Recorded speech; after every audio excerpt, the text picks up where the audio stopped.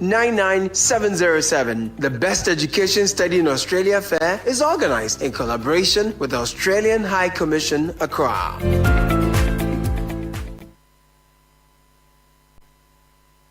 Club football is back. Yeah. We are going hard this weekend on matches in the top European leagues, where I have selected some picks to boost your winnings on Betway. Starting this evening, PSG welcome Strasbourg to Parc des Princes with first place at stake in Ligue 1. It will be tough, but I see a win for PSG. Over the course of the weekend, Manchester City and Liverpool host Everton and Man U respectively in the EPL, whilst in La Liga, Barcelona play host to Girona. The hosts are all good for the win. Bayern Munich will repeat same trick against Borussia Dortmund in the Bundesliga. There will be goals when Arsenal travel to Fulham and Atalanta take on Lazio. Don't forget to keep your eye on your bets all weekend. Use the booking code BW1911A2B5 to place your bet. That is BW1911A2B5. Get more rewards with Betway. Log on to betway.com.gh to place your bet. Regulated by the Gaming Commission of Ghana. Bet responsibly. No under 18. Betway.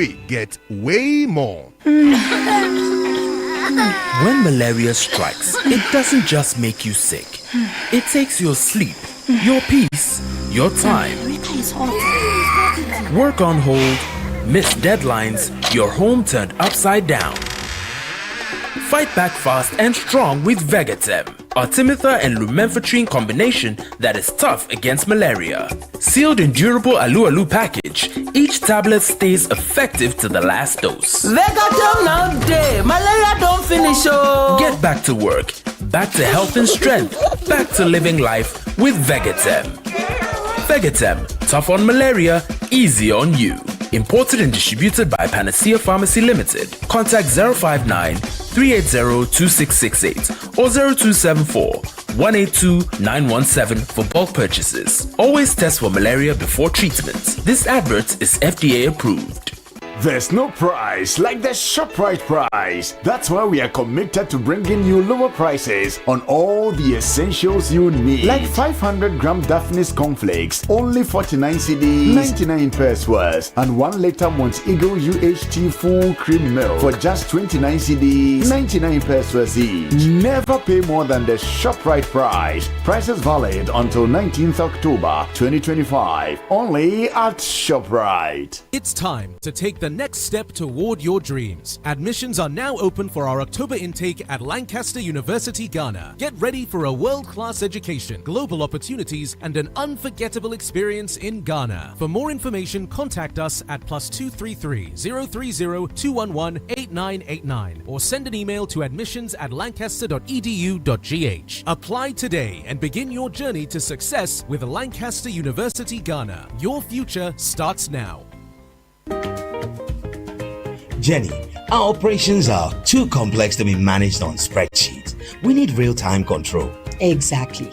That's why companies like ours are moving to Sage ERP 300. It integrates finance, procurement, inventory, and project costing across all departments. I've seen it work.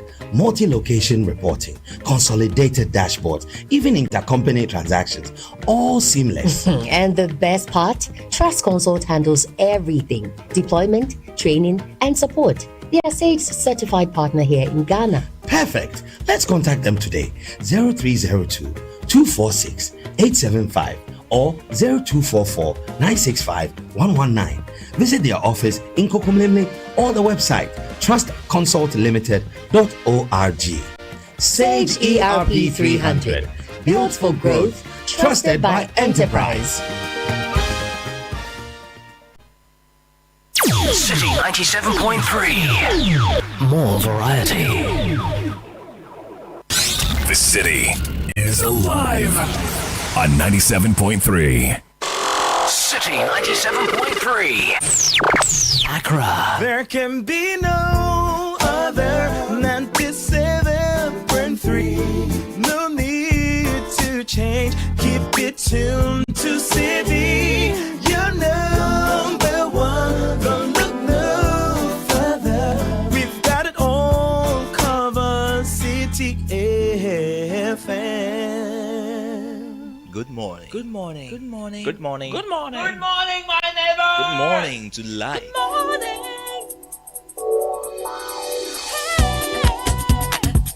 Music, talk,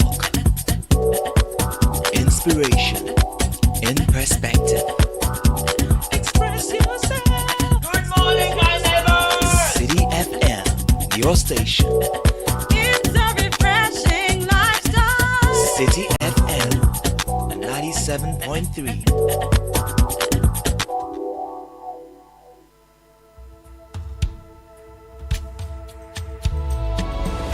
This sound is going around the world.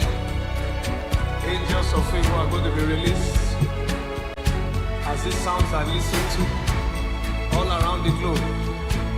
Favor, favor, favor, favor, favor like a shield. Favor, he surrounds me like a shield,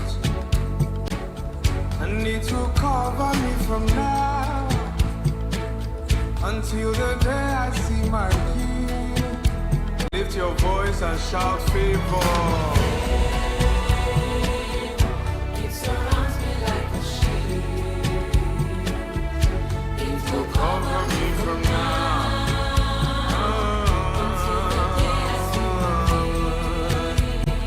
Shout it louder, favor. It surrounds me like a shield. It will Cover me from now until the Unleashing the power of relevant radio. the next This one. is City 97.3. The City Breakfast Show. Rise above the noise. It is moving me from now to the day.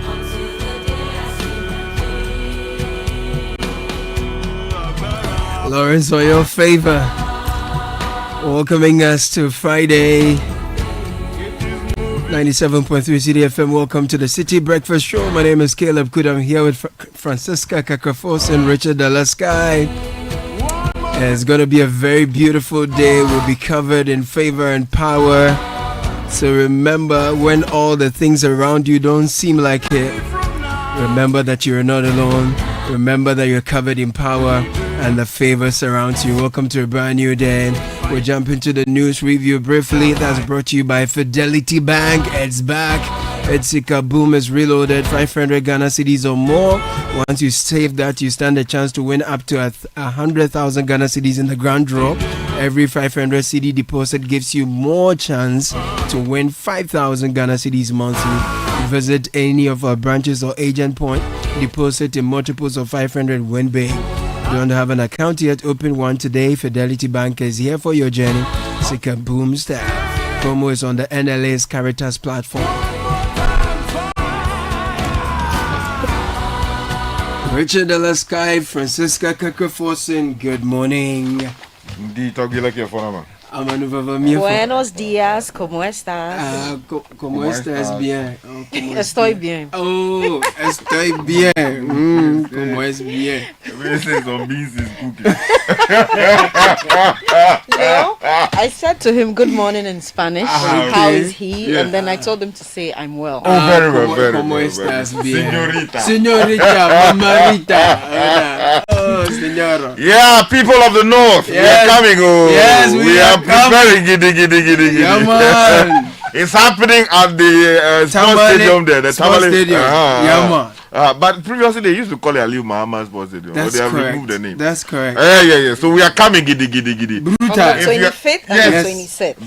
Bless you. You have to do registration. Sharp. So there's a number you must call. Sharp. Because if you are producing and the world is not seeing it, Then you have a you are problem. wasting Yeah, a What lot does the of Bible time. say? You are the unsufferable. It said when you light a candle, you must put it on something so that the people can see it. That is just what you are saying. You are the man of God too now. Yeah, so 0205 973 973. Once you call this number, you book your space to exhibit your amazing products from the northern region to the rest of the world. We are coming. Business people, investors, enthusiasts, all of us are coming. Beautiful. To pick some networks to buy, invest in your business. So that's why we are all coming to the Tamale Sports Stadium. Okay, 25th great. and 26th of October. Absolutely. Beautiful. Let's take off this morning. Yes. The Chronicle says Bahamas Gold Board performing wonders as small-scale gold exports hit a staggering $8 billion US dollars. Okay. We're not talking about Galamsey. We are celebrating gold, exports.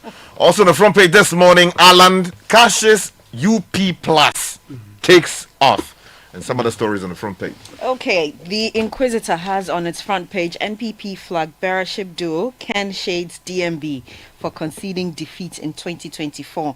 Also, newly recruited nurses to be paid in November. That's according to the Health Minister. And Energy Minister eulogizes NPA boss. KGL sustains NLA, supports national development. I take you to the Herald newspaper. Finance Ministry accused of starving Parliament of cash. Also on the front page this morning, co-accused turns prosecution witness in Edu Bahin's multi-million-dollar NSB fraud trial. Stories on the front page of the News Center newspaper. Telecel clarifies its role in 80s operations. Also, Gold Board rakes in $8 billion from 81.72 tons of gold. Minority demands probe into AT Telecel consolidation plan. And experts identify fintech gaps, call for market-aligned reforms, clearer rules, API-driven credit, and so on. Let me take you to the Ghanaian publisher. KGL fuels NLA's growth. This is according to one Dr. Opoku, who is the executive chairman of KGL Group. Actually, they comes with a photograph of Alex Apau, that day, who is the executive chairman of the KGL Group. Also on the front page this morning, a Blackwa wobbles as US moves to deport some 2,470 Ghanaians. His photograph is here on the front page. The Ghanaian Point has on its front page Ghana's small-scale gold exports generate over $8 billion in 2025. That's according to Gold Board reports. Also, we are not going back. Alan's United Party throws out MPP's amnesty. And Mahama secures 200 million yen Chinese grant for a flower market, National Theatre renovation. And if you give one position to NPP, give two to NDC faithful Mustafa Gbande urges government appointees. And all our fees are backed by law. That's coming from the DVLA in response to Efia MP's allegations. Let me take you to the Informer. 9 SOEs make consistent profits. This is according to SIGA. And the Director General of SIGA, Professor Michael Pesa-White, is here on the front page. Also on the front page this morning, NPP Standard Bearer contest, reward my sacrifices, Baumia to delegates of the party. The Insight newspaper is reporting on its front page, Alan's United Party birthed, promises to end NPP NDC duopoly and transform Ghana. Energy Minister Lord's MPA boss for innovative dynamic leadership. And Thomas Sankara's legacy lives on in Burkina Faso 38 years after his death. Also, United States military escalation against Venezuela repeats Iraq war blueprint. The custodian says, among other things, a Blackwa runs propaganda abroad, while some 2,470 Ghanaians face U.S. deportation. His photograph here on the front page. Also on the front page, MPP has no reason to drop Baumia for 2028. Nanakomia is on the front page. The Catalyst newspaper reports Citi soars as Gold Board generates $8 billion from small-scale exports. Gold disburses $5 billion, CDs, to road contractors. And KGL's millions fuel NLA projects and drive socio-economic growth. The Daily Democrat, Gold Board rakes in some $8 billion US dollars for Ghana's economy. Sami Jemfi, the chief there, is here on the front page. Also on the front page this morning, air pollution is a silent killer. Dr. Yedu quoted here as saying. Okay. Finally, for me, Punch Africa newspaper, front page stories of Tumfor Hills, Dafia Mekbo, Bagbin. Details on page 8. Energy Minister Lord's MPA boss. Gold Board hits 8 billion milestone.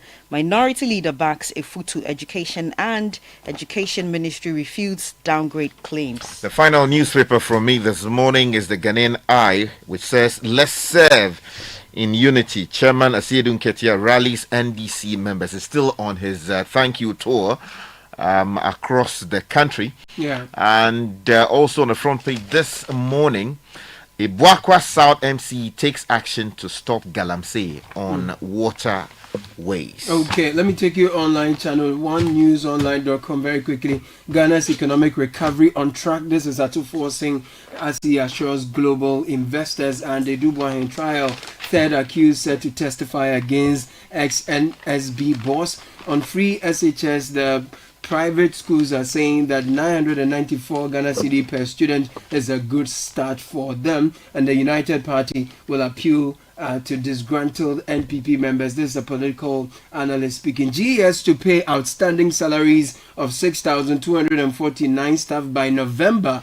We will break the duopoly, United Party UP Plus declares. If you go to citynewsroom.com quickly, the BOG's interventions target market stability, not CD manipulation. This is the BOG governor. Health Ministry has denied holding funds for La General Hospital project. Ghana is on track. Atufo saying that story is repeated here. And Ghana's food production system faces serious gaps. This is the UN warning. And the NDC's national chairman, Asiedu Nketia, says recruitment into security services will be merit-based, not a political one. Ghana's small-scale gold boom.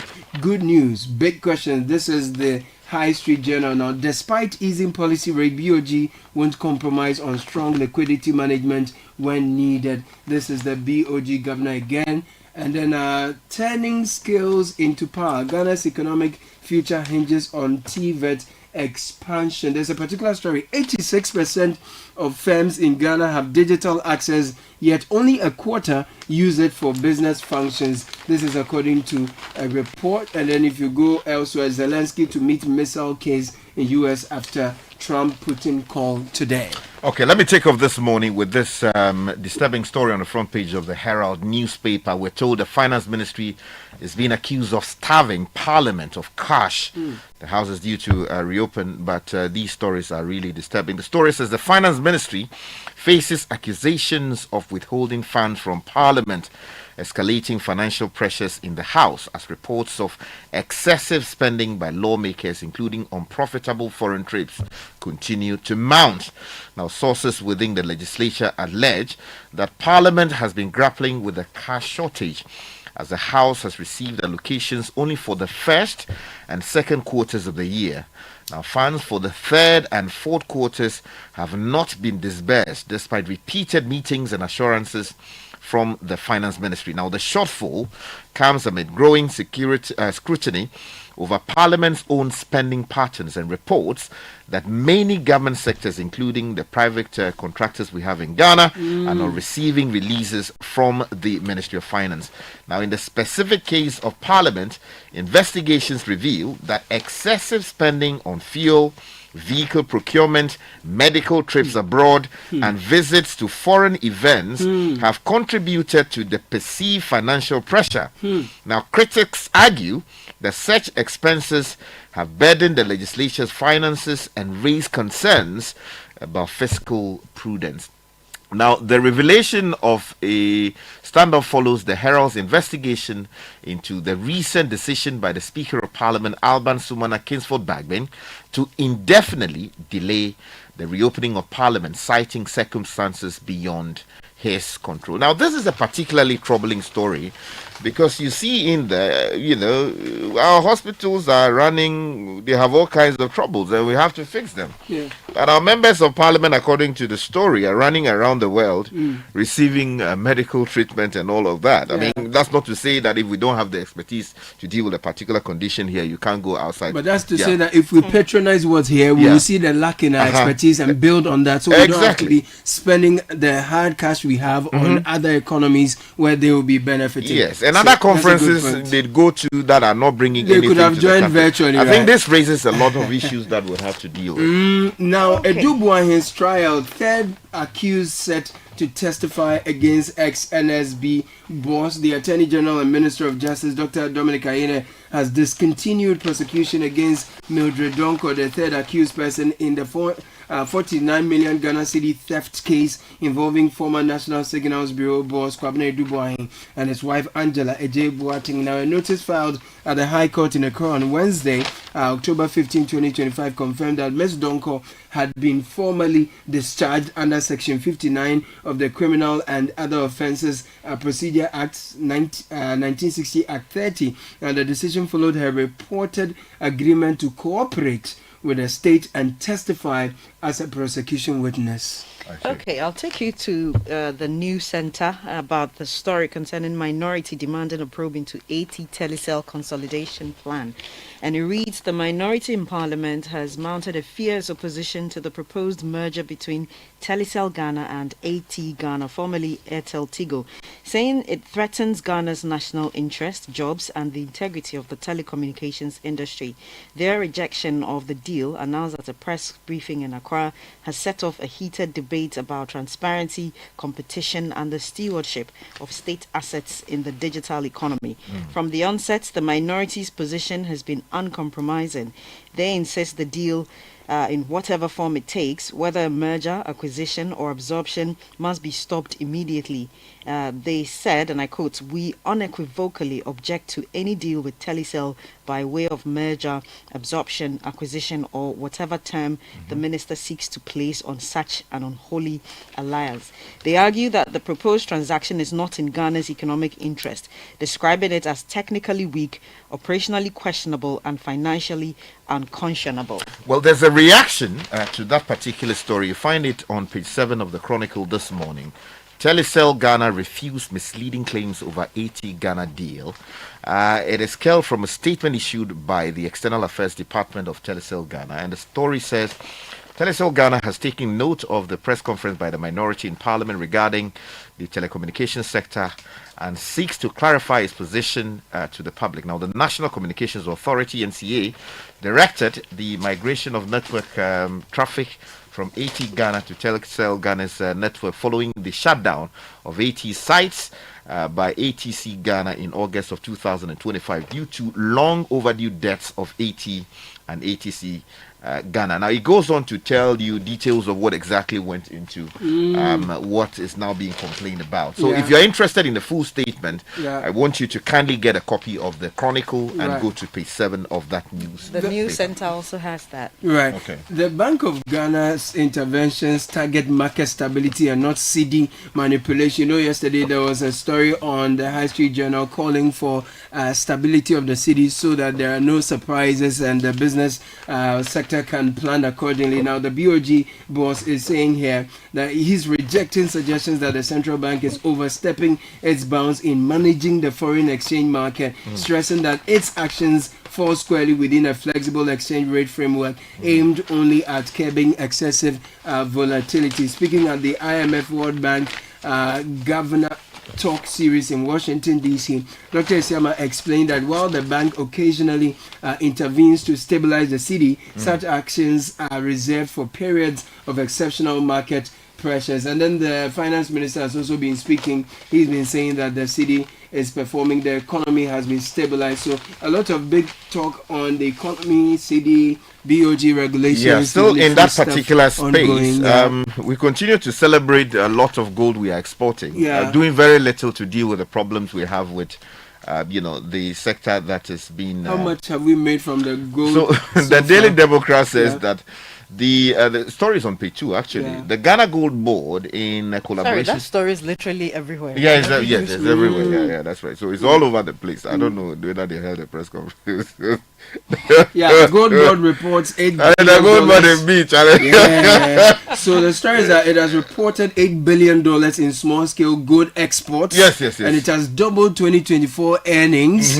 And so the real question is, what are we losing for what we are gaining in $8 billion? Indeed, we may have doubled our earnings from 2024, but do we have water to drink? Are we spending more to treat the water? Do we have to spend $200,000 on a pilot project effort to dechemicalize our water bodies and lose our forests and the wildlife and all that comes with it. So that's the big ethical mining and issues relating to that people have. According to the Daily Democrat, this remarkable revenue stream, underlining, is expected to bolster Ghana's foreign reserves and support the country's economic recovery agenda.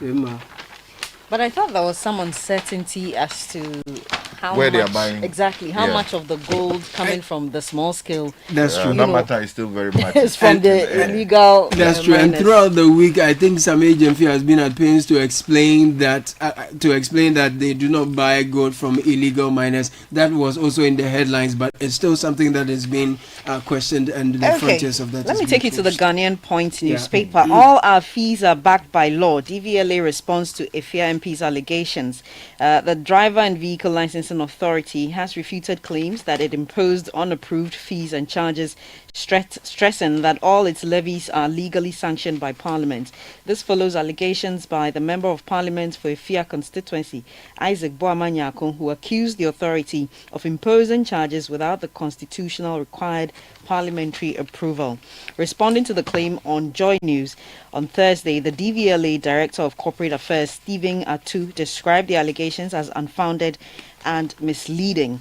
And I quote, "Let me be emphatic. DVLA is a law-abiding institution, an institution that is a creature of law. At every point in time, whatever fees or charges that DVLA imposes are those approved by Parliament. At no point has DVLA imposed any fees that have gone through Parliament." And I think this is in relation to the spot fines that were withdrawn by the DVLA. Okay. Let's still stay with SOEs or government-related agencies. Now, if you go to the front page of the Informer, we're told 9 SOEs have made consistent profit, according to SIGA. The details on page 3 of the newspaper says 9 state-owned enterprises noted for reporting profits have recorded another gain for the year 2024. Now, these are Ghana Ports and Harbours Authority, Bui Power Authority, Ghana National Gas Company, the Bulk Energy Storage and Transportation Company, BOSS. Now, it goes on to provide further details. If you're interested in that story, grab a copy. And can I quickly bring this still from the Ghanaian Point? It's a bit of an important information. Thousands in UK sue Johnson & Johnson over talcum powder cancer risks. Now, more than 3,000 people in the United Kingdom have filed a major legal claim against pharmaceutical giant Johnson & Johnson, also J&J, accusing the company of knowingly selling asbestos-contaminated baby powder linked to cancer. The lawsuit filed by KP Law cites internal company documents and scientific reports suggesting that J&J was aware of the contamination risks as early as the 1960s, but failed to warn consumers. Yes, he was in the news recently. Yes. And we take you to some other stories. Yes, please. Ghana's food production system faces serious gaps. Before I tell you about the UP Plus, Ghana's food production system is facing serious gaps. CitiNewsroom.com has that story. The United Nations has raised concern over weaknesses in Ghana's food production system, describing them as worrying lapses that threaten both livelihoods and lives. Speaking at the 45th World Food Day celebration in Accra on Thursday, the UN resident coordinator in Ghana, Zia Choudhury, said his personal observation. Choudhury, right? Okay. Said his personal observation of the country's food value chain reviewed troubling conditions hidden behind the meals many Ghanaians enjoy every day. Mr. Choudhury observed that several challenges persist across the food production process, from farming to processing, directly affecting the health and income of those involved. And the UP story. Okay, let me take you to that story on page 8 of the Chronicle. Alankashi no ni woli ala. The story is by Jennifer Ambule. Okay. And it says, founder and leader of the newly established United Party Plus. Yes, UP this Plus. one, I'm sure some, intellectual property matters will be arising. Alan Chirmanting says the formation of the party is the beginning of a new dawn in Ghanaian politics. Pledging to end divisive governance, promote unity, and transform the economy through innovation, discipline, and ethical leadership. Now, he was speaking at the launching of the party yesterday, and there was action. Here's another quote I want to share from Yes. which paper is this? The exclusive newspaper. It says, the UP is the people's response to disappointment and disillusionment. Ghanaians are tired of the endless cycle of promises and excuses. And they launched the new name with some new song that was very nice. Oh, yes. it came yesterday, so Yes. UP Plus. Yes, UP, they have added plus to the former UP. UP Plus. UP Plus. So this is UP Pro Max. Yes, so they have gotten a distinction. Fidelity Bank say save and win. Muntio. Sika boom. Just deposit and begin. Sika every 500 CDs you keep for a month, you get 1 point all at once. More deposits gets more points in. More points, more cash you feel with. How many points? 1 point every 500 CDs. What if you win? 5,000 CDs monthly. And the grand prize? Hey! 100,000 Ghana CDs. Don't wait. Visit any Fidelity branch or agent nationwide to deposit in multiples of 500 CDs. The more you deposit, the better your chances to win 5,000 CDs monthly and 100,000 CDs in the grand draw. Terms and conditions apply. Win with us. Fidelity Bank, believe with us. Sika-boom. This is an NLA approved promo, now running on the Caritas Lottery platform.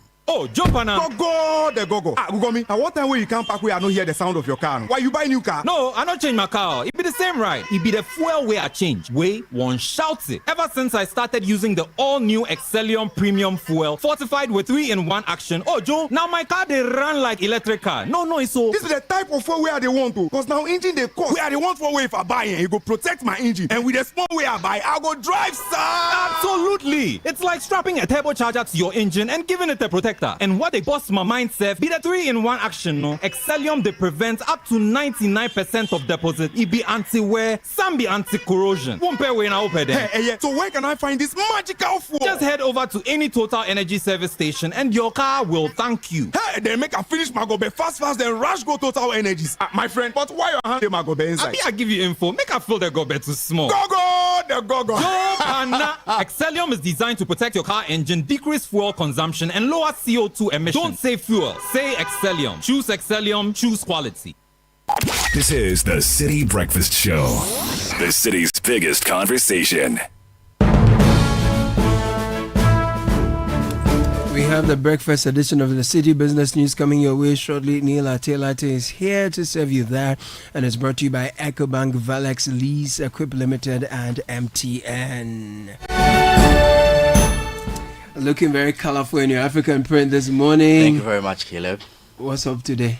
Well, it's Friday. Welcome to the breakfast edition of City Business News, brought to you by Valex, MTN, and EcoBank. I am Neil Latte with the details. This morning we begin with food crisis because the number of Ghanaians facing food insecurity rose by 7.3% between the first and last quarters of 2024, according to new data released by the Ghana Statistical Service. The report shows that the population experiencing food insecurity, defined as limited access to adequate and nutritious food, increased from 12.4 million in the first quarter to 13.3 million by the end of last year. Here is more.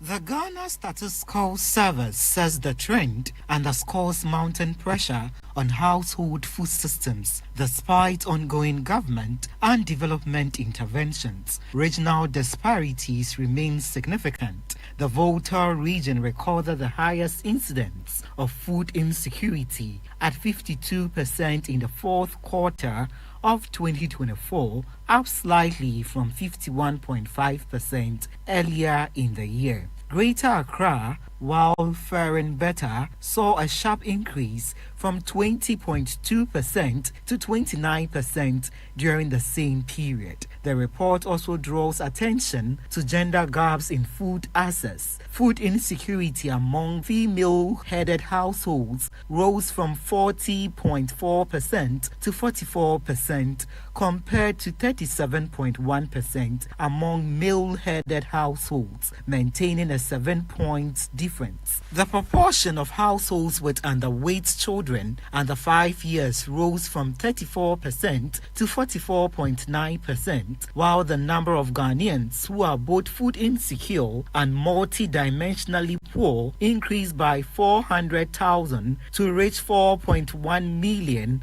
by the end of 2024. The Ghana Statistical Service calls for coordinated, data-driven policy action to address hunger, promote climate resilience agriculture, and ensure equitable access to nutritious food for all Ghanaians. Emmanuel Upon with that business desk report. Governor of the Bank of Ghana, Dr. Johnson Isiama, says Ghana's economy has made a strong recovery after years of instability, describing the country as back on track following periods of disciplined policy implementation and reform. Speaking at the IMF World Bank Governor Talk Series in Washington, D.C., Dr. Isiama reflected on the condition of the economy when he assumed office, noting the progress achieved under the central bank stabilization efforts. BOG Governor Dr. Johnson Isiama, speaking at the IMF World Bank Governor Talk Series, attributed the turnaround to prudent monetary management and stronger fiscal monetary coordination. It's been 8 months since we came into office, and just as you said, we came to meet a challenged economy. A challenged economy in the sense that, remember, we had the domestic debt, issue in 2022. Fiscal policy was highly expansionary. It led to us exiting the international financial markets. There was resort to domestic financing. You remember all the sovereign downgrades that we had to suffer. And so we came into office with lots of liquidity, high inflation, exchange rate that was, depreciating widely. But I'm happy to say that 8 months down the road, we have turned the corner. Ghana is back. Inflation, we met it at nearly 24%. Currently, it's down to 9.4%. We have seen a strong rebound in growth. On the BOG's role in the foreign exchange market, Dr. Isiama dismissed claims of excessive intervention. This morning, when I checked, the market had picked up only $90 million. So $60 million automatically goes into our reserves. Same thing, Tuesday, we made available $150 million. The markets picked up less than half of that. So automatically it goes, into our reserves. So we do not over-support the markets at all. All we seek to do is to limit the volatilities in the markets to ensure that we have that smooth, dynamics in the market. And that's the framework we'll maintain going forward. Looking ahead, he expressed optimism, saying Ghana is on track to exit the IMF program next year. We are running ahead of program targets for the year on almost everything. You name it, inflation, reserves build-up, economic growth. We are running ahead, and we are happy to announce that we will be able to exit the fund program come next year. The IMF World Bank Governor Talk Series in Washington, D.C. was under the theme From Crisis to Confidence, Ghana's Journey to Macroeconomic Stabilization. My colleague Netele Nete Ajaho with that report. Finally, before I go, let me take you to the forex market where you could get the dollar at 12 cedis, the British pound at 16 cedis 50 pesos, that of the euro could be sold to you at 14 cedis. Mind you, these are rates from the forex bureaus and not the interbank rates quoted by the Bank of Ghana. That's it for the business bulletin this morning. We have more news for you on citynewsroom.com/business. I am Neil Atilati. Coming up next is the City Business Edition. Do have a good business day. If you know these sounds, you didn't just live through the 90s. You lived the experience. Back then, connection took minutes. Today, it takes a blink. You express yourself with memes. You hold video calls across continents. You say hey to an AI who responds, "Hello, Kwame." You order rides, dinner, and dreams all from the palm of your hand. A lot has changed. So have we. For over 3 decades, EcoBank has evolved with you, leading digital banking in Ghana and across 33 African countries, pioneering solutions built around how you live, move, and dream today. From our express points to EcoBank Pay, online banking, and the mobile app, we are where you are. Here for today, ready for tomorrow. Now, that's change, powered by EcoBank. EcoBank, a better way to bank your way. EcoBank, the Pan-African Bank. Ah, Ma, have you received the delivery? See, the rider's bay. Send in the momo. Okay, *176. Pow. Don't you use a smartphone? Use a momo app, ne? Huh? App. Hey, I want to say a millennium, say millennial. Inyim. Oh, millennium for ya nyaze. Switch to the app. Oh, you're smart. And oh, you're secure. Enter a world of possibilities with the Momo app. Pay your favorite merchant, pay utility bills, and borrow from our wide range of lending services. Move to the app side today. MTN. Announcing Ghana's first unlimited photocopier leasing. Yes, from just 983 Ghana cedis, you can lease a multifunctional photocopier and print unlimited. Yes, unlimited and free paper every month. Guess what? That's not all. Toners, repairs, and maintenance all are free. And oh, I'm not kidding at all. And we cover the whole country. Yes, the whole country. What are you waiting for? Just visit us at www.valexlease.com or call 0244 644048. I repeat, or call 0244 644048. Remember, terms and conditions apply. Valex Lease, affordable document management solutions. We asked Ghanaian business owners what they want from Old Mutual. I want insurance and pension solutions that will protect my employees. Your business growth is our business. For 180 years, we have partnered with businesses to protect and grow their most valuable assets. From tailored group life assurance protection to affordable pension plans, we've got your business and your employees covered. Contact your broker or call Old Mutual on 0509 551 609 today. Old Mutual, do great things every day.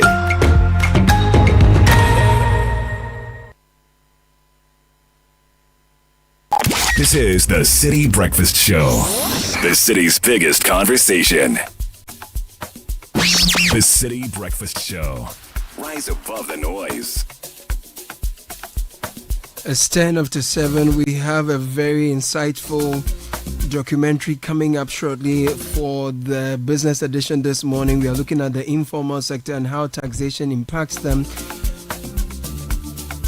their contributions to the overall economy, and also how they've been sidelined from mainstream conversations and how we can include them in same. It's a very interesting one that you find interesting. You'll find it very insightful. We'll get into it, so pay some attention to that shortly. It's coming your way.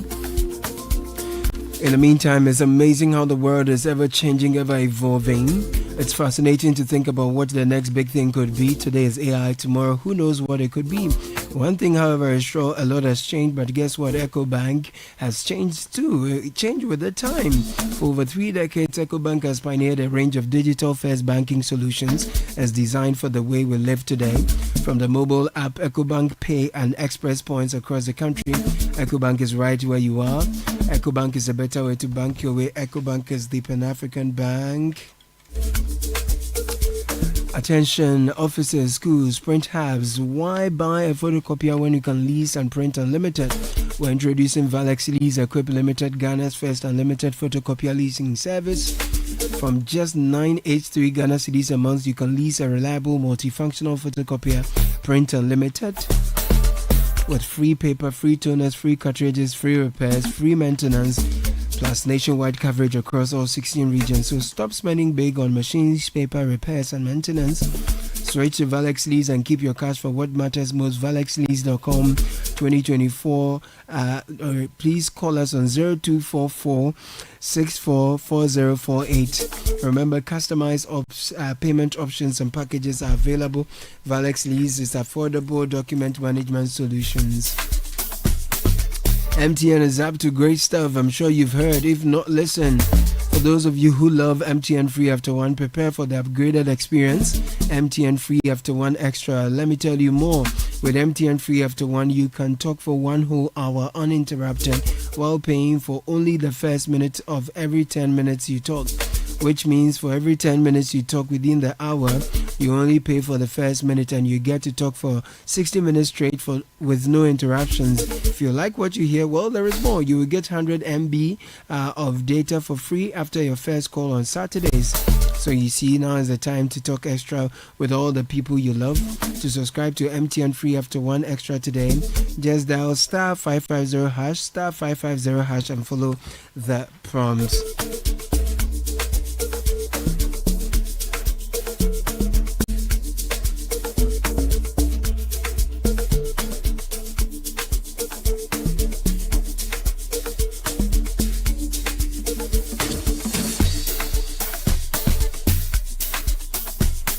So before we bring you that big one on taxes with a focus on tax practices regarding workers in the informal sector, the shareholder Ghana is 15 years old. We've done this with you, our cherished customers. You've trusted us to improve lives across the country. We'd like to celebrate this milestone with a heartfelt thank you to you for your loyalty and support. It's an anniversary that's not just about us, but you, our customers, partners, and communities. Together, we've looked forward to the future with confidence, knowing that with Asheho, lives will improve. So visit any of our branches or simply call or WhatsApp 02700 4799 for any of our financial solutions. Asheho, 15 years of improving lives and still counting. That's great news from Shell. From October 15, when you visit any Shell station for an oil change at the Lube Bay, you'll receive 10 free car checks. Yes, absolutely 10 free car checks. You will relax in our waiting area with refreshment while your car gets top quality care and treats. If your station doesn't have a waiting area, no wahala. Shell will reward you with a free gift just as our way of saying thank you. At Shell, every visit is a VIP experience because you and your car deserve better. Visit Shell and make your oil change pleasurable for your car and yourself. Terms and conditions apply. Shell, go well. How's your day starting? It's important how you start it, you know. Kickstart it with irresistible chocolatey goodness of Twitsco. It's enriched with NF4, a combination of energy-boosting minerals and vitamins, including B vitamins, vitamin C, D, iron, and many more. With just 2 Ghana cedis, you can treat yourself and your little ones to rich, delightful, chocolatey taste of Twitsco and power their dream. Just head to your nearest store, grab your Twitsco 20G sachet, 400G sachet, and 400G tin today. Twitsco, power your dream is an FDA-approved advert. So let's get into the big one on taxes on the Citi Business Edition this morning. This time around, our focus is on tax practices regarding workers in the informal sector. How fair or otherwise is it? And this is a conversation, second in series of the media advocacy by the Women in Informal Employment, Globalizing and Organizing. We go. This is the Citi Breakfast Show, the city's biggest conversation.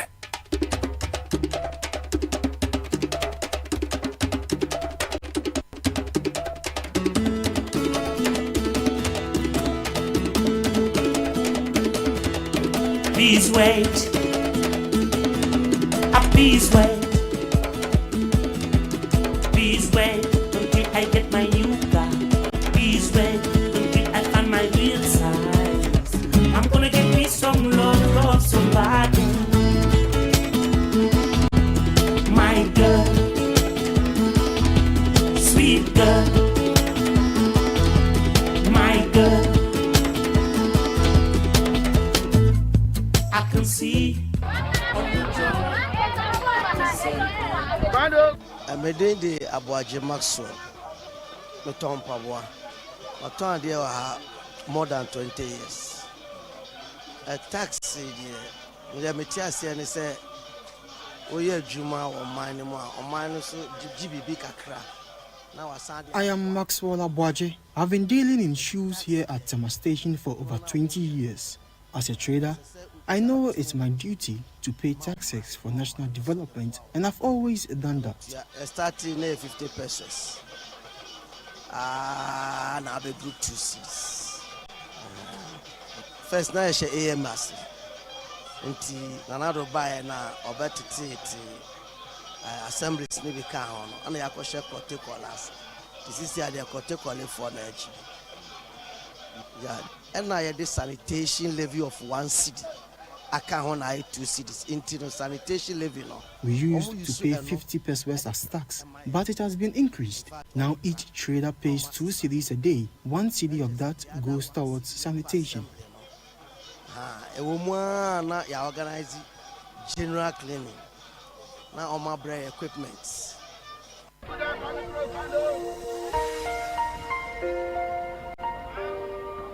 Informal workers make up over 80% of the employed population in Ghana. Their efforts drive 27% of the country's GDP.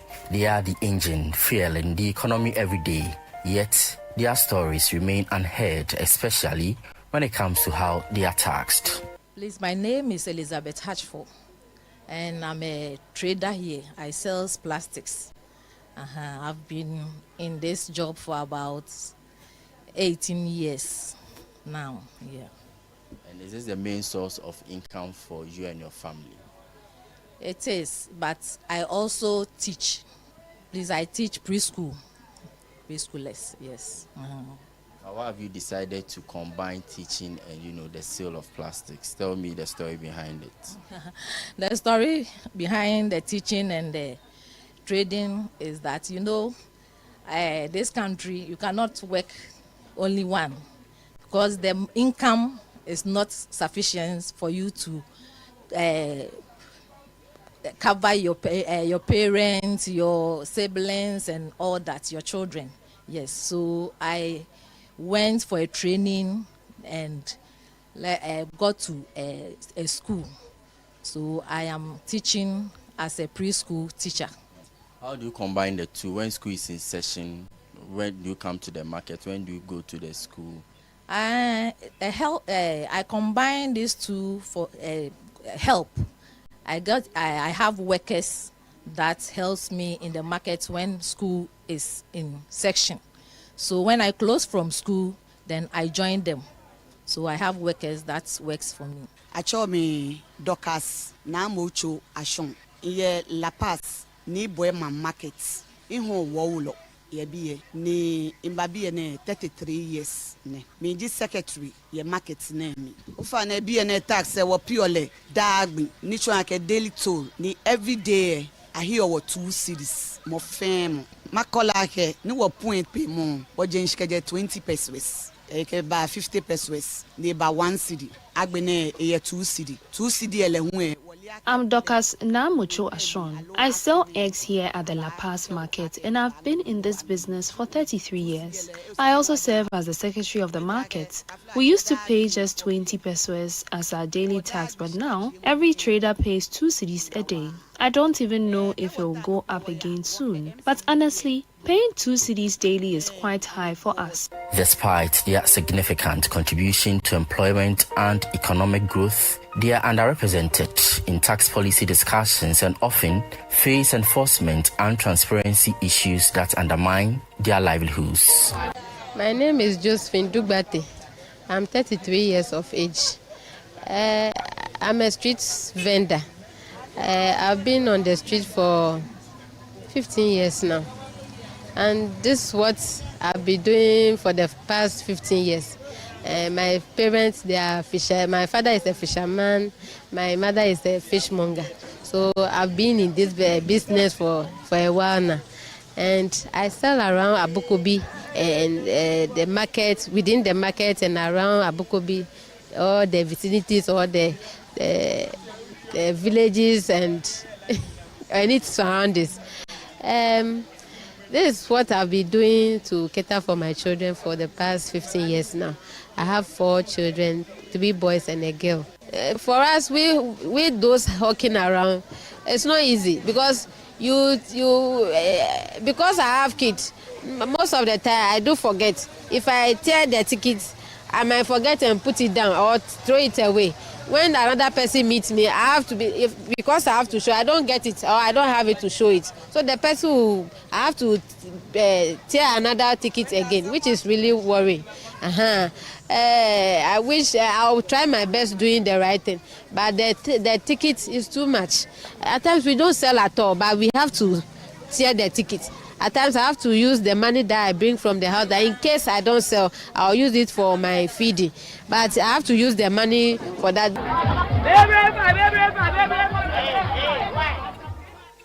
This media advocacy by Rego is to highlight the impact of unfair taxation on informal workers and demand a fairer and more inclusive system. Noni wigo echonwo your taxes minji. I appreciate the awareness and education from Riego. I now understand my tax right, like going to the authorities to demand accountability on how our taxes are used. Before, I didn't know the assembly had to seek our input when preparing their budget and plans. Now I do, and I believe more of such empowerment programs will make a real difference.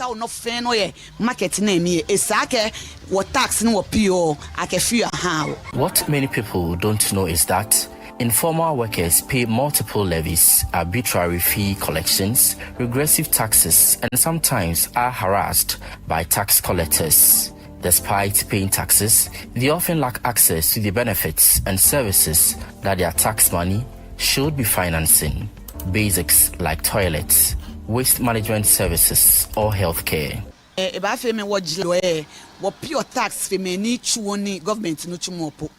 Ejake wo no wo pure every day. Informal sector workers, including market women, often end up paying in taxes and levies than government employees.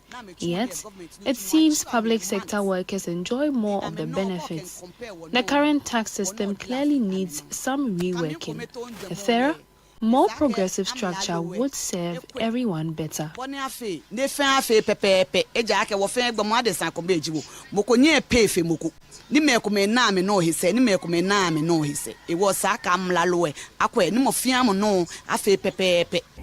explain to them that today I didn't sell anything, they don't understand. Since you carry the load, you have to tear the ticket. At times, if I come to the market too, there are this, they say where you put your things, pay something.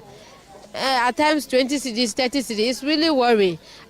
For me, I know that the market is for the government. So me being in the market, sharing the ticket is enough. But they will say this space is not part of the market, so you have to pay this, which is really worrying us. I beg they should come to our aid and look through those things for us. Informal workers and the market taxes collected from them are often the most important source of local government revenue. Here's why. Their contribution to revenue in 2024 by the Domestic Tax Revenue Division of GRA alone stood at about 108 million cedis. The authority itself collected more than 150 million cedis. But behind these figures, informal workers are frequently excluded from meaningful dialogue on taxation policies and practices. I have been speaking to Francis Timoboy. He is a research consultant with the Africa Center for Tax Policy Research. For me, the policy gaps cut across all these areas: legislation, enforcement, local governance, stakeholder engagement. But the deeper issue is how disconnected these elements are from each other. First, our legislation is often sound in principle, but when it comes to implementation, it's quite difficult. Until recently, we had the presumptive tax in our tax law, and for 10 years, we couldn't implement it. So Ghana's tax laws are largely modeled on the formal sector structures. They work very well for companies with records, auditors, and accountants, but they are very less responsive to the realities of the informal economy, where income is irregular and documentation is minimal. So in 2015, when the Income Tax Act was passed, the presumptive tax system was introduced. But for some reasons, it was never implemented until this July 2025. And even with that, there are problems. it's quite dicey the way the laws have been drafted. Secondly, enforcement remains, a key problem.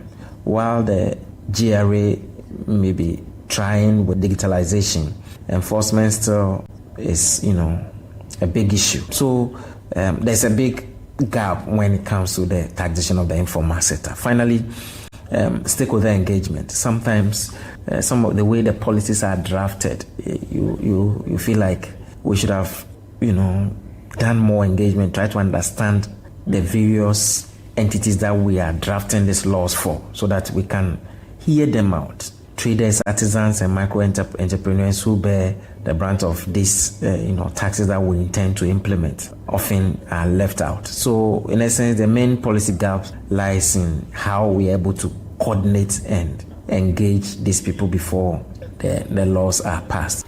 The taxes, some of them, when they come, they look in your container, the goods in it, then they tax you accordingly.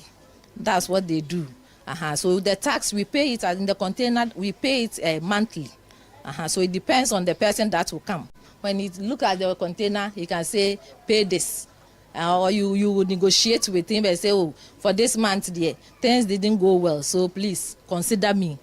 The person can consider you and ask you to pay less. So we don't have fixed amounts that we pay. And do you think this is a fair way of taxing? I think it's not fair. I think it's not fair by taxing that way. Because at least they have to know, when they want to tax you, they have to know the amount or your money involved in your shop, for them to know how they will tax you, or your income that comes, for them to stand on it and tax you. But this one is not like that. When they see more goods in your container or in your shop, they will tell you, pay this or pay that. Informal sector is so. For Ghana, a dreading is so pa into set.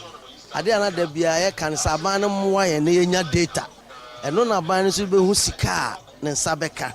Governments can really do more because of the large number of informal workers. Traders form the majority of the workforce. So what government can do is to create a proper database to know how much revenue is made from the daily tolls we pay. But the truth is, development in our market areas is poor. We don't even have basic things like electricity or security, yet the taxes keep coming. It is really worrying because it's been promises upon promises, especially during election seasons with very little to show.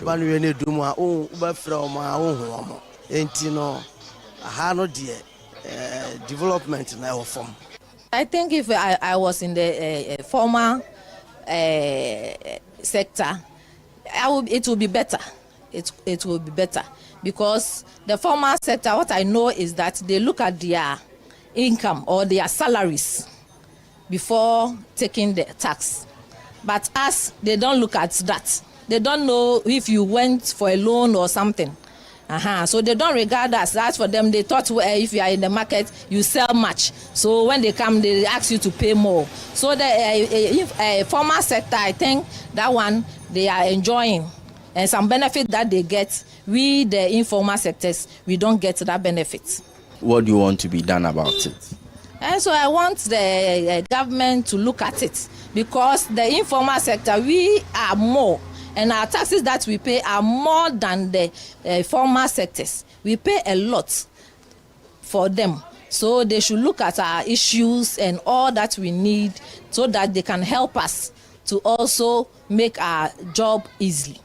Unfair taxation results in loss of income, heightened vulnerability, and deepened inequalities. So what is taxation without benefits? What is contribution without recognition? And why has this been going on for years unresolved? The unfair taxation in the informal economy has persisted largely because the tax system, especially the income tax systems that we have, are not designed with the realities of the informal sector in mind. The informal sector, which largely comprises market traders, artisans, small transport operators, and micro enterprises. We all know they employ the majority of Ghanaian workforce and they contribute significantly to GDP. Yet our income tax architecture remains more suited to the formal record-keeping entities. So firstly, there is a structural mismatch. Tax policies and assessment methods that we normally use often rely on formal accounting records, audited financial statements, and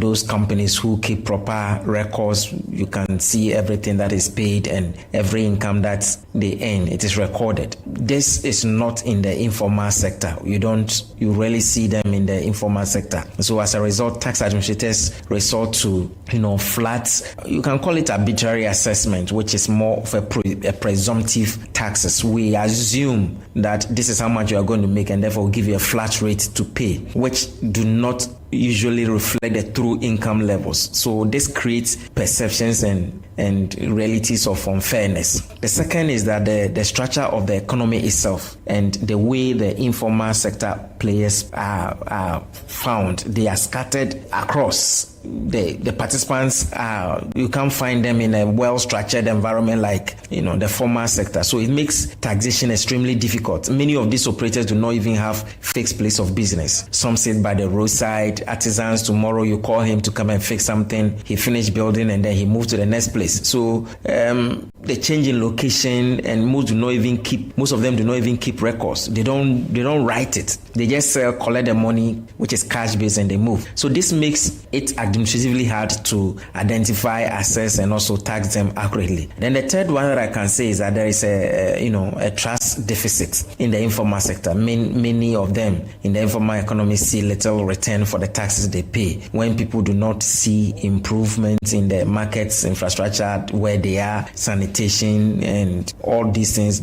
There is a clear gap between those who decide and those who pay. In between is the nexus of taxation and accountability.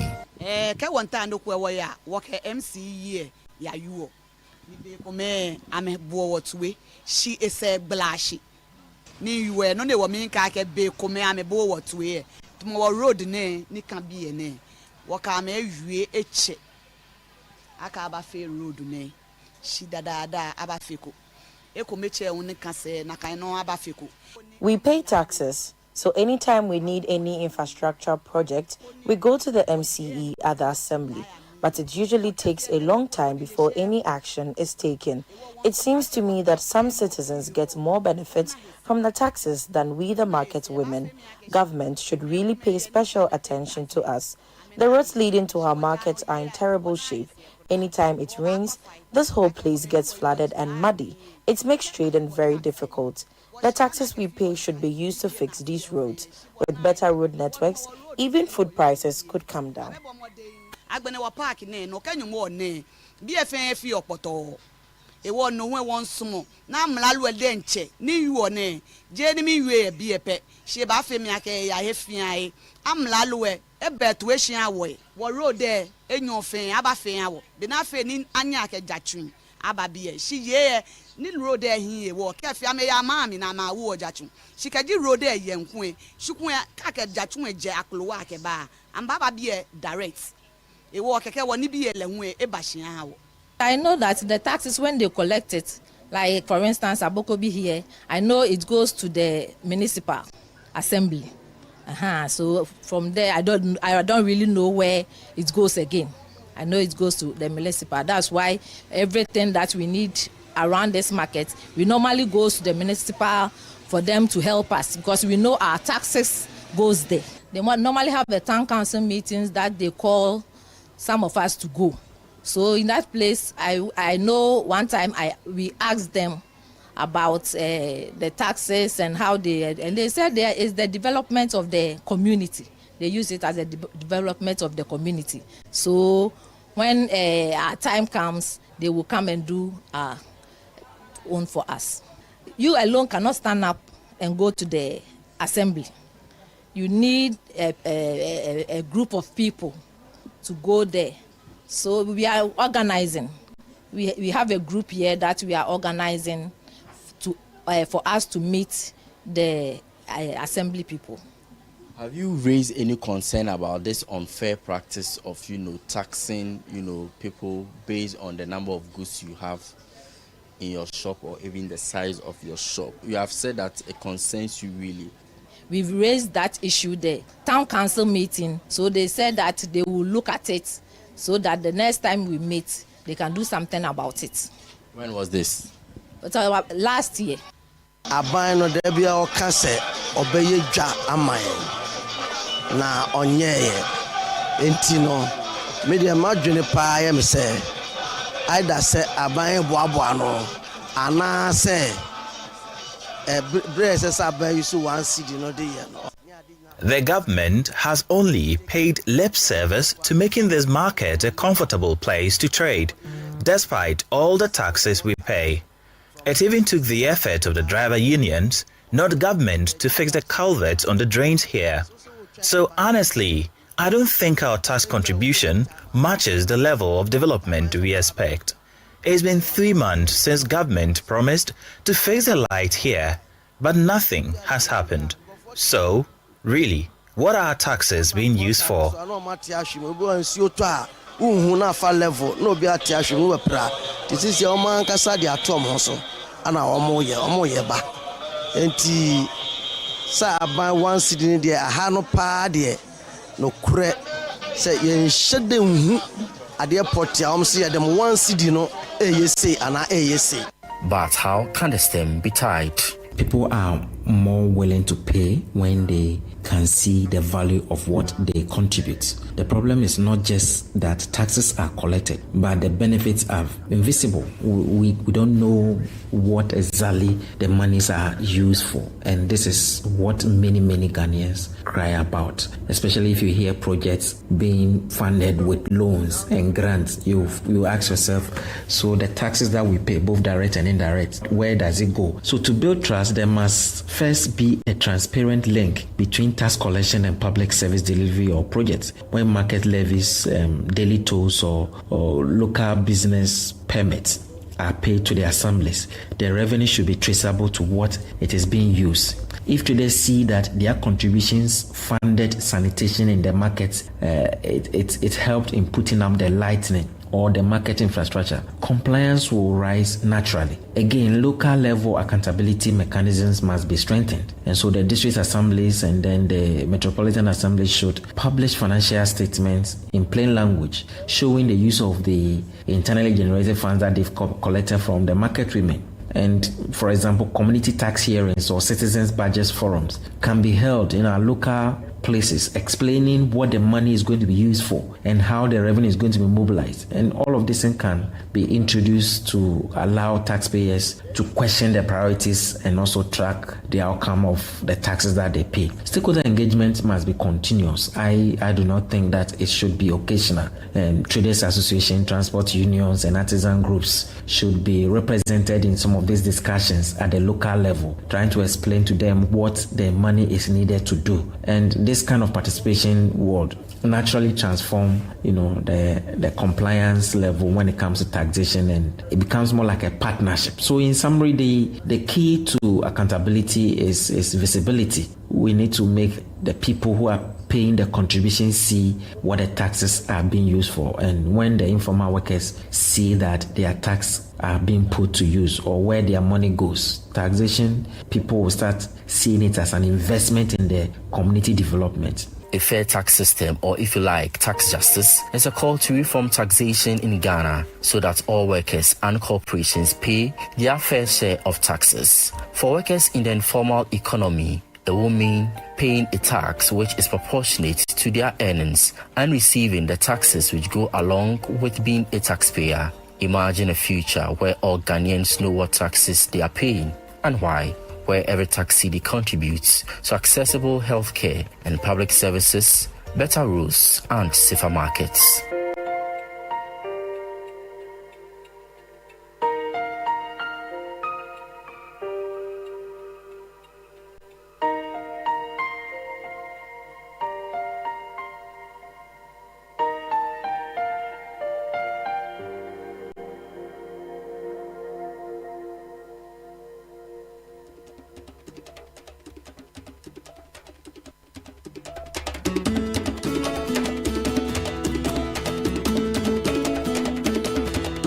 Please wait. This is the City Breakfast Show. The city's biggest conversation. We always say the future of our daughters mean everything to us, and we'll do all we can for them. Now's the time to do that. Let's protect our daughters from cervical cancer, a preventable disease. From the 7th to 11th October, girls aged 9 to 14 can get safe and free vaccine in schools, health facilities, and designated vaccination points. Get your daughter vaccinated today to protect her future. A healthy future for our girls starts with us. United against cervical cancer. This message is brought to you by the Ghana Health Service and partners. We asked Ghanaian business owners what they want from Old Mutual. I want insurance and pension solutions that will protect my employees. Your business growth is our business. For 180 years, we have partnered with businesses to protect and grow their most valuable assets. From tailored group life assurance protection to affordable pension plans, we've got your business and your employees covered. Contact your broker or call Old Mutual on 0509 551 609 today. Old Mutual, do great things every day.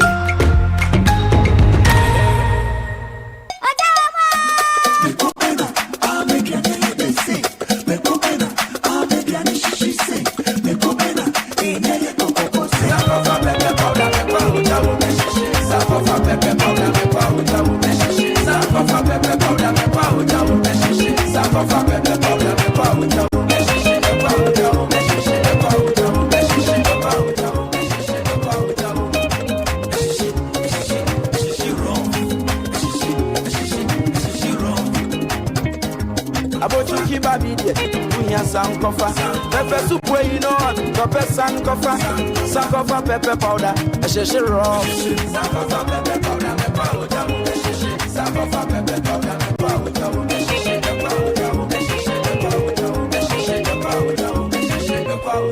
sankofa pepper powder.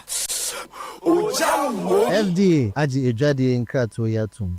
Australia is back. Did you know that Australia is home to highly educated workers? Yes, you can also live your dream in Australia with the right academic qualifications. Best Education Services, in collaboration with the Australian High Commission, invites you to the Best Education Study in Australia Fair 2025. Come and explore undergraduate and postgraduate study options, paid internships, partial scholarships, and learn more about the post-study work permit. Date, Saturday, 25th October, the Australian High Commission, Accra. To register, call or WhatsApp 025-6299-707. Again, 025-6299-707. The Best Education Study in Australia Fair is organized in collaboration with the Australian High Commission, Accra.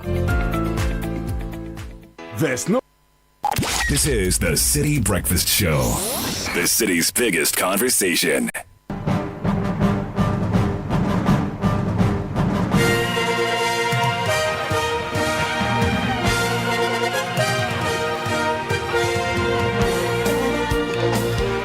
Welcome to the Friday edition of Kickoff on the City Breakfast Show with me, Edwin Kwakofi. Kickoff is powered by Shell, Shell Go Well, Politangana, Zonda GH, and Lesheho. Let's improve life. We start off with Black Stars head coach Otto Addo, who says he expects his team to be drawn in a tough group at the 2026 FIFA World Cup. Speaking in an interview with Citi Sports, Otto Addo, who made history by becoming the first coach to qualify Ghana to a World Cup for the second time, says it is highly likely that the Stars will be grouped against some of the world's best come the 5th of December. You have to make decisions based on their performance in their clubs, but also in the national teams against good opponents. So it's a big chance for everyone to prove himself, and for us also to see and get some answers. So first of all, it's not about me. It's not a direct duel, me against the coach. It's not like I'm playing chess against Tuchel. So it's the team. So it's all together. And for me, I never thought about this. And I know that all of them, they've all lost. They've all lost a lot of games and a lot of important games as well. So if anyone else can beat them, I can also beat them, and we can beat them for sure. What are your expectations ahead of the draw on December 5? I mean, you you wouldn't know who will be paired against. But the teams that are qualifying are beginning to, get into those spaces. What are you expecting on December 5? I mean, I know that at the moment Ghana's not ranked high, so probably we'll get a tough group. So we have to expect that we get a tough opponents in our group, and we have to deal with it how it is, and it's not in our hands. We will see what we will get, and I'm excited about that. And Otualdo also says Callum Hudson-Odoi and Eddie Nketiah must demonstrate genuine commitment before being considered for Ghana's final squad for next summer's FIFA World Cup. He made this remark in response to growing discussions about the possibility of the two England-born players being handed call-ups to represent Ghana at the global showpiece. So I don't talk about players who are not in the squad. In general, it's always the same thing. We take every player or every possible player, we take it singular. So everybody has his own things to be surely looking about their performance. If there's an availability, if there is or was commitment for sure, and then at the end we decide. But it hasn't got anything to do with those two. In general, we do this. We assess every player, and if we think it can be a plus for our team, then surely we are always open to do this. The Black Stars head coach also praised captain Jordan Ayew's leadership qualities, highlighting his crucial role in the team after the Leicester City forward contributed 7 goals and 7 assists for the Black Stars during the just-ended World Cup qualifiers. About him, but also about all the players. They did really extremely well.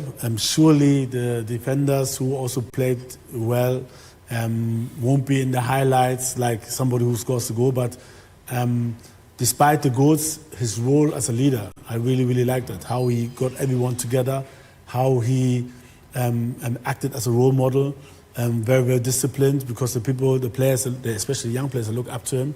So him and then the whole leadership group with Kudos, with Thomas Partey, with Jiku, it was really, really good. And this is how we have to stay. We have to keep the same spirit, the same discipline, the same focus, and then I think we can also get further in the World Cup qualification games. All right. I just want you to give me how you describe the whole qualification series for you. Maybe if you want to see one word, then you can explain further. Just describing the whole qualification series.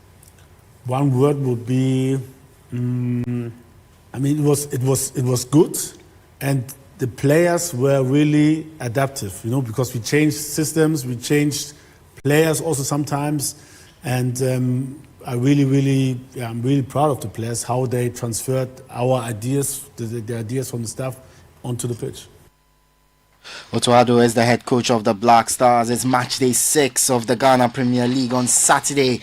Mediama take on Samatex at the TNA Stadium. Dreams FC face Nations FC at the Tuba AstroTurf on Sunday. Brecum Chelsea host Accra Oak at the Golden City Park. Bechem United welcome Vision FC to the Nana Fosuji Park. And Hohoi United take on Adriana FC at the Hohoi Sports Stadium. Swedro All Blacks also host Basake Holy Stars at the Swedro Sports Stadium. On Monday, Gold Stars they take on Hearts of Oak at the Bibiani Dance Park. 11 Wonders hosts Karela United at the Swedro Sports Stadium. And then an outstanding match, Kumasi Asante Kotoko welcome Young Apostles to the Baba Yara Sports Stadium. There's also plenty of football action to look forward this weekend across Europe. In the Premier League, Nottingham Forest face Chelsea at 11:30 a.m. before Sunderland take on Wolves, Burnley take on Leeds, and Crystal Palace face Bournemouth. All these games kick off at 2 p.m. At 4:30 p.m. Fulham take on Arsenal in the London Derby. On Sunday, it's Tottenham versus Aston Villa at 1 p.m. and then the big clash, Liverpool versus Manchester United at 3:30 p.m. West Ham play Brentford on Monday night at 7 p.m. In La Liga, Barcelona hosts Girona at 2:15 p.m. Tomorrow, Atletico Madrid face Osasuna at 7 p.m. and then Real Madrid visit Getafe on Sunday night. In the Bundesliga, Bayern Munich hosts Borussia Dortmund in the Klassiker at 4:30 p.m. In Serie A, Roma take on Inter Milan tomorrow at 6:45 p.m. and Milan play Fiorentina on Sunday at the same time. In Ligue 1, PSG face Strasbourg tonight, Marseille host Le Havre tomorrow, and Lorient battle Brest on Sunday evening. And that's the latest in the world of sport. For more on all these stories, visit citysportsonline.com. I am Edwin Kofi. Kickoff was powered by Shell Go Well, Politangana's under GH, and Lesheho. Let's improve live. The City Breakfast Show continues.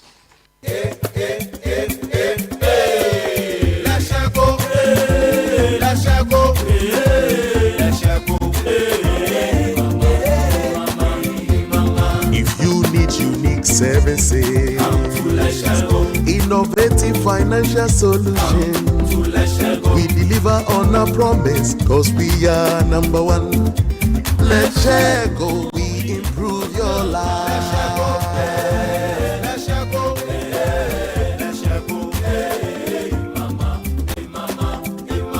Even when you're stuck with nothing, no matter your situation, let's go, we improve your life.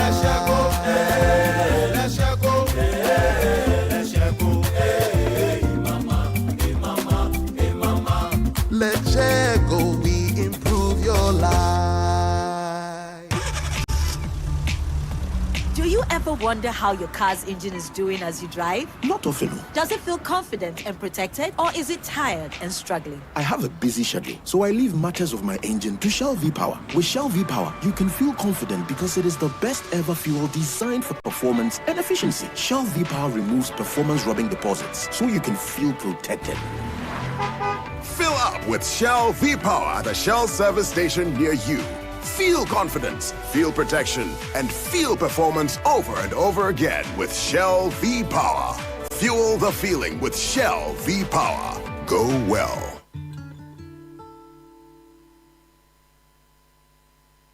There's no price like the ShopRite price. That's why we are committed to bringing you lower prices on all the essentials you need. Like 500-gram Daphne's cornflakes, only 49 cedis, 99 pesos, and 1 liter Mont Eagle UHT full cream milk for just 29 cedis, 99 pesos each. Never pay more than the ShopRite price. Prices valid until 19th October 2025. Only at ShopRite.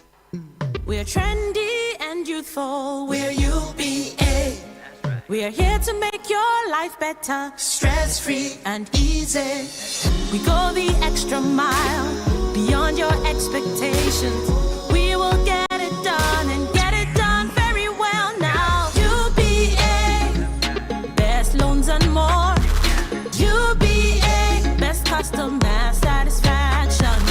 UBA, digital solutions. UBA, Africa's global bank. For best retail products, innovative offerings, loans made just for you, attractive interest rates, trading across Africa or sending money. If you want the best digital banking products, including chatting with Leo on WhatsApp and Facebook, turn to UBA, Africa's global bank.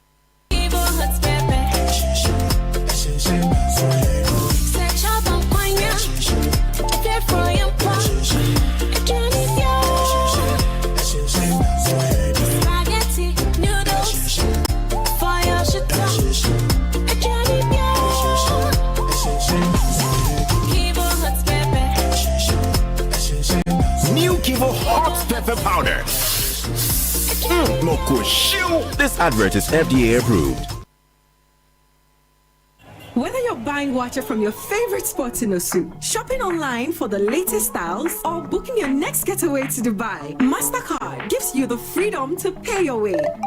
Insert, tap, swipe, click. So many options, yet so easy. With layers of security protecting every payment, your money stays safe. From Trotro to travel, MasterCard connects you to the life you've earned and the one you dream of. Ask your bank for a MasterCard today. MasterCard. Safe, convenient, priceless.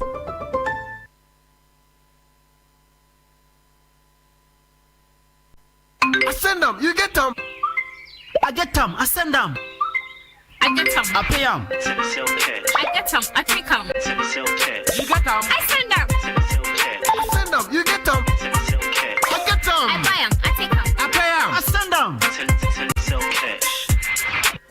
Telecel Cash. Experience the ultimate convenience of sending money on Telecel Cash. Sending money from Telecel Cash to Telecel Cash is free. You can also make payments to merchants on all networks. Enjoy best value and total security with Telecel Cash. Telecel, connecting energies.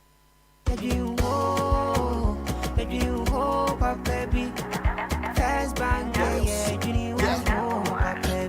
looking for a bank to rely on? Let me give you a shoulder to lie on. Wouldn't we say to bank baby, no lie. Only one place where I get my eye on. Make I introduce you all to First Bank, the best services in the world, first rank. Customer service, everything is well planned. I make music, I travel, I sell land. They be my reserve tank. Cause every time I know my money's safe. Universal banking ain't in me here any date. I'm a busy person, me no need time to wait. Now you got to Spain, even when I'm in the States. My me blue shirt.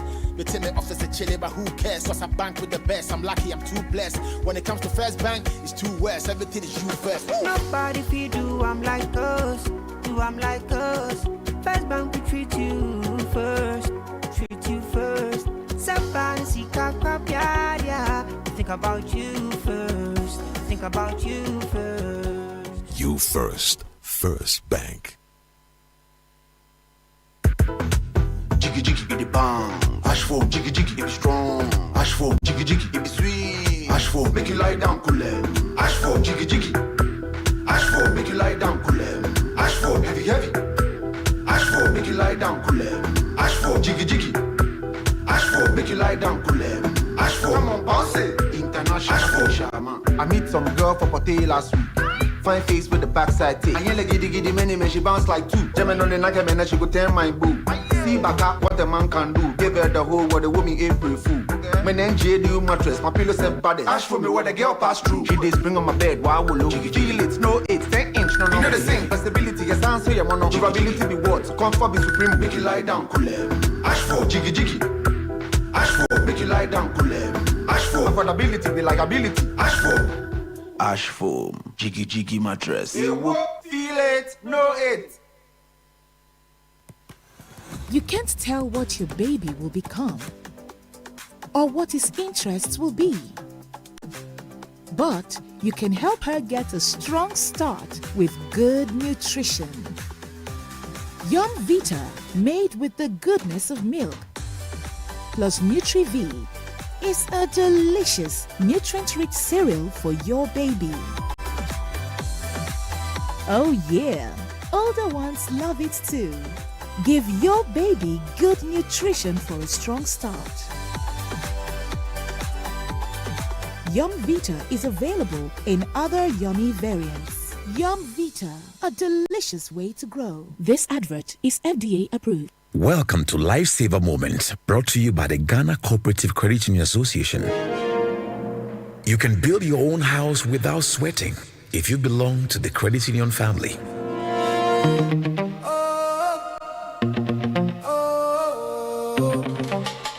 Nobody cushions you like your credit union. Nobody cushions you like your credit union. For 70 years and counting, we've been around. Nobody cushions you like your credit union. Nobody cushions you like your credit union. Whatever your needs for loans, investments, savings, and more, call 0302-220-299 or visit cua.org.gh for more information. You can also follow us on our social media handles. Cushions you like your credit union. When malaria strikes, it doesn't just make you sick. It takes your sleep, your peace, your time. Work on hold, missed deadlines, your home turned upside down. Fight back fast and strong with Vegatem, Artemether and lumenfantrine combination that is tough against malaria. Sealed in durable alu-alu package, each tablet stays effective to the last dose. Vegatem now day, malaria don't finish oh. Get back to work, back to health and strength, back to living life with Vegatem. Vegatem, tough on malaria, easy on you. Imported and distributed by Panacea Pharmacy Limited. Contact 059-380-2668 or 182-917 for bulk purchases. Always test for malaria before treatment. This advert is FDA approved.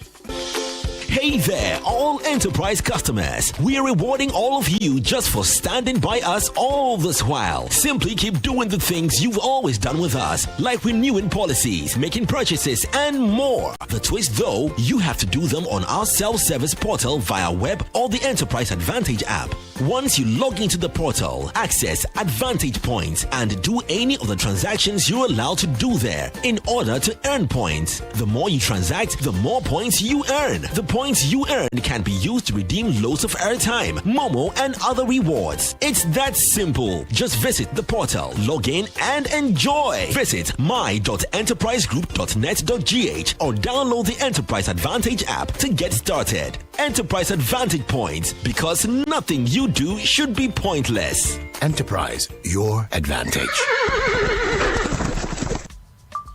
Guys, let me tell you the story of my Awade Jollof. Mommy had to travel, and guess who she left in charge? My sister, Ifia. I nearly cried. Then Mommy gave her Gino Jollof tomato mix and whispered like a ninja. You know our secret, right? Ifia went online looking for recipes. I said yeah, but when she started cooking, the aroma, then I tasted it. Gino Jollof, so cool. Then our day came. My friends tasted my jollof. What is going on here? Say, my sister packed one for you. Let me taste it. Enjoy jollof the Ghana way. Gino Jollof tomato mix is made with a perfect blend of tomatoes, pepper, fine herbs, and spices to ensure a consistent taste every time. Grab yours now. This advert is FDA approved. Gino truly cares.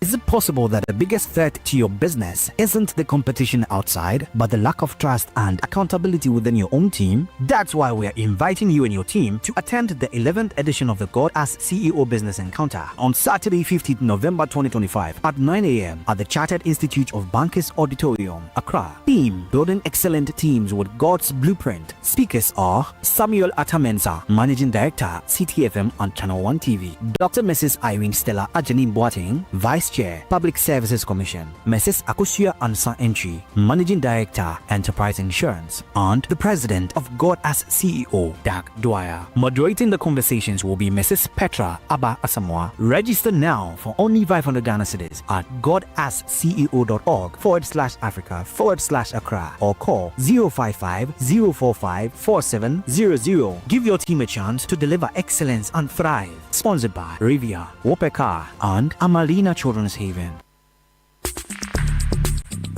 Join the conversation on the Citi Breakfast Show on Facebook at facebook.com/Citi97.3, Twitter at twitter.com/Citi973, and Instagram at instagram.com/Citi973 with the hashtag CitiCBS. This is the Citi Breakfast Show, the city's biggest conversation. The Citi Breakfast Show. Rise above the noise.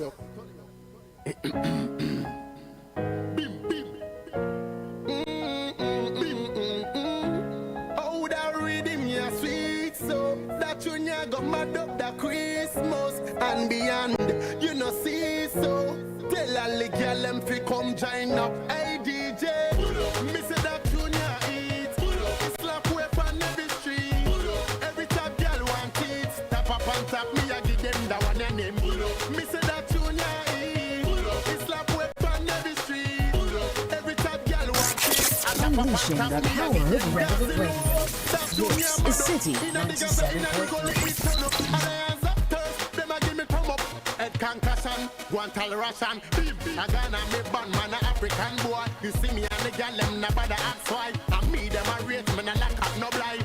Loud them fi come get a ride. The rhythm a bad, no soft, not easy. I go at and them, make them get busy. Necessary evil, can't refuse it. Boom bang in the party. Me say that tune ya eat. Slap whip on every street. Every time girl want it, tap up on top, me I give them that one and name.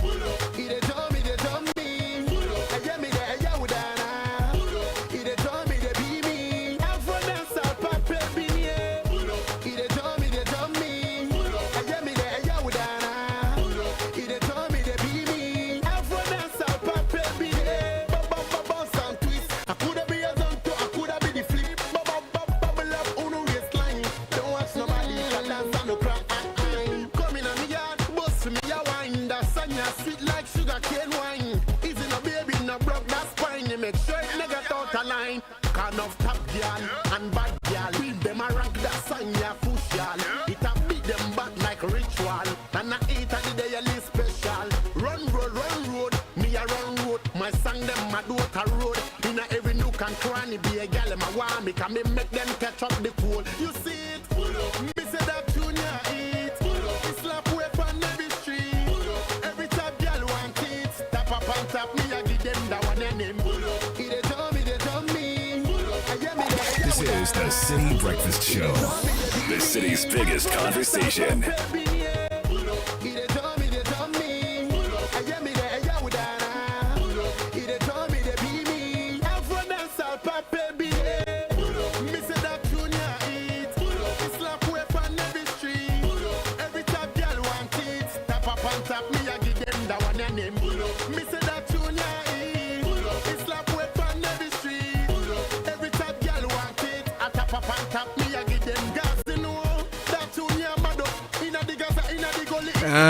It's a party in the studio. We are pulling up all the way to the north of Ghana. Tamale Stadium is where it's happening.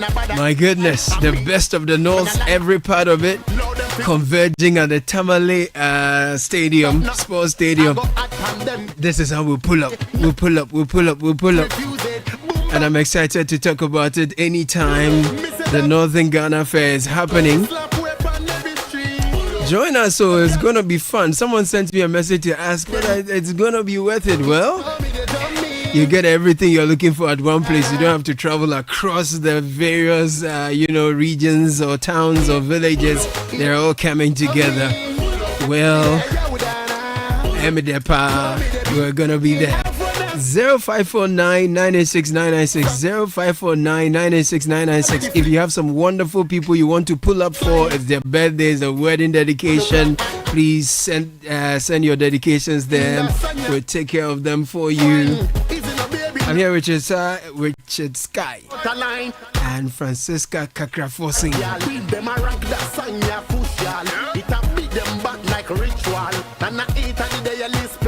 Before I bring you your dedications, some very lovely messages have come through for some amazing ones. Congratulations to Richard Kwache, Jamilu Abdullahi, Gideon Oredu Japan. They are among a number of lucky winners in the September 2025 First Bank Ghana Use and Win promo. They pulled up and they won big time. Now it's going all the way to November 30. You can be the next winner. Simply use the First mobile app or star 894 hash for your everyday transactions and stand a chance of winning a 500 Ghana Citi cash every single week. Yes, every single week. The more you use the First mobile app or star 894 hash, the better your chances of saying Dana. So what are you waiting for? Grab your phone now, use First mobile app or star 894 hash. You could be one of our lucky weekly winners. To be a part of the First Bank family, just dial star 894 hash or download the First mobile app from the Apple App Store or Google Play Store and initiate the account opening process. 0596921921 is the number to call. First Solutions at firstbankgroup.com is the email address to find out more. First Bank, you first. And Yum Vita Infant Cereal with Milk is making feeding time for babies 6 months and above easy. With 3 delicious flavors, rice, wheat, and maize and wheat, baby gets a variety of cereals. Yum Vita Infant Cereal is enriched with Nutri-V, which contains 16 essential vitamins and minerals, including zinc, iron, and calcium. We recommend you only add previously boiled water, stir, and experience the joy of feeding baby. Yum Vita, good nutrition for a strong start. This advert is FDA approved. And you know that feeling when it's the middle of the month, but your salary is already gone and the bills keep marching in, fridge repairs, school fees, you name it. Well, GCB Salary Advance can help you so you don't have to worry. Okay. You can access up to 80% of your pay in seconds and at the lowest interest rates. No paperwork, no branch wahala, just your GCB mobile app and you're sorted. You can switch to GCB salary accounts now, and payday can be any day. Download the GCB mobile app on Google Play, App Store, and Huawei App Gallery. T's and C's apply. GCB, your bank for life.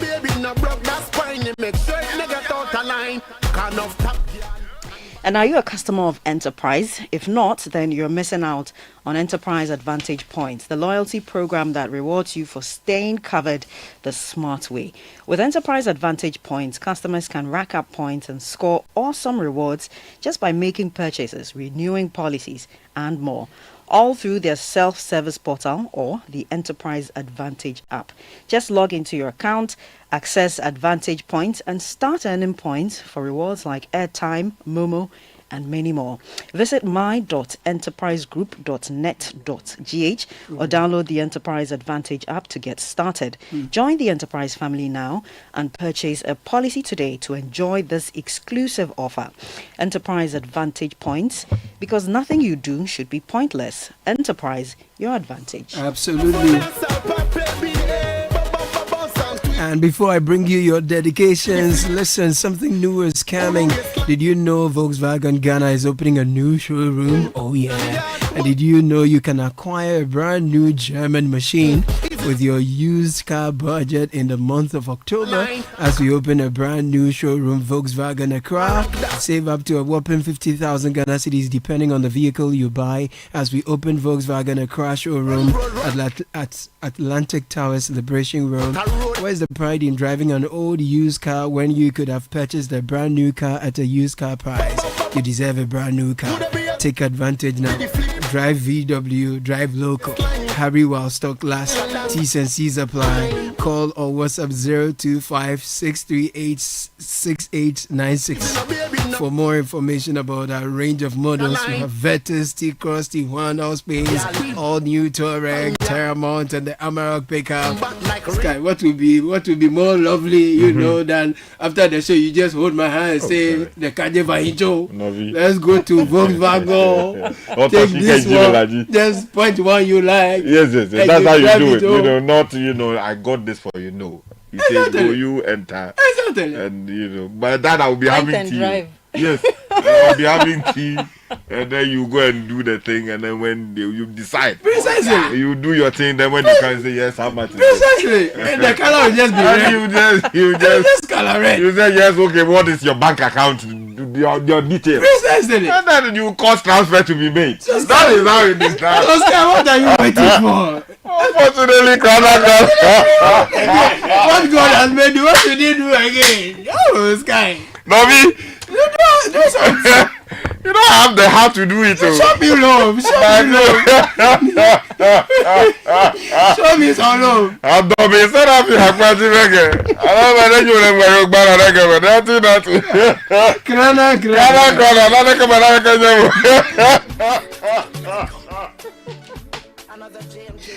Oh, yeah, no, it shall be well. Some dedications. Yeah, I'm performing a Roger move. Yeah. I have a Roger Gasoho, so don't worry. Let's take some dedication. I don't understand, but I understand. You understand, yeah, Charlie. The system is hard. The system is tough. Good morning, Citi FM. Kindly help us wish Jaden Nanaya Hagan a happy 12th birthday. May the good Lord continue to shower you with his blessings and make you a man after his own heart. We love you from Mommy, Daddy, Papa, and Ellie.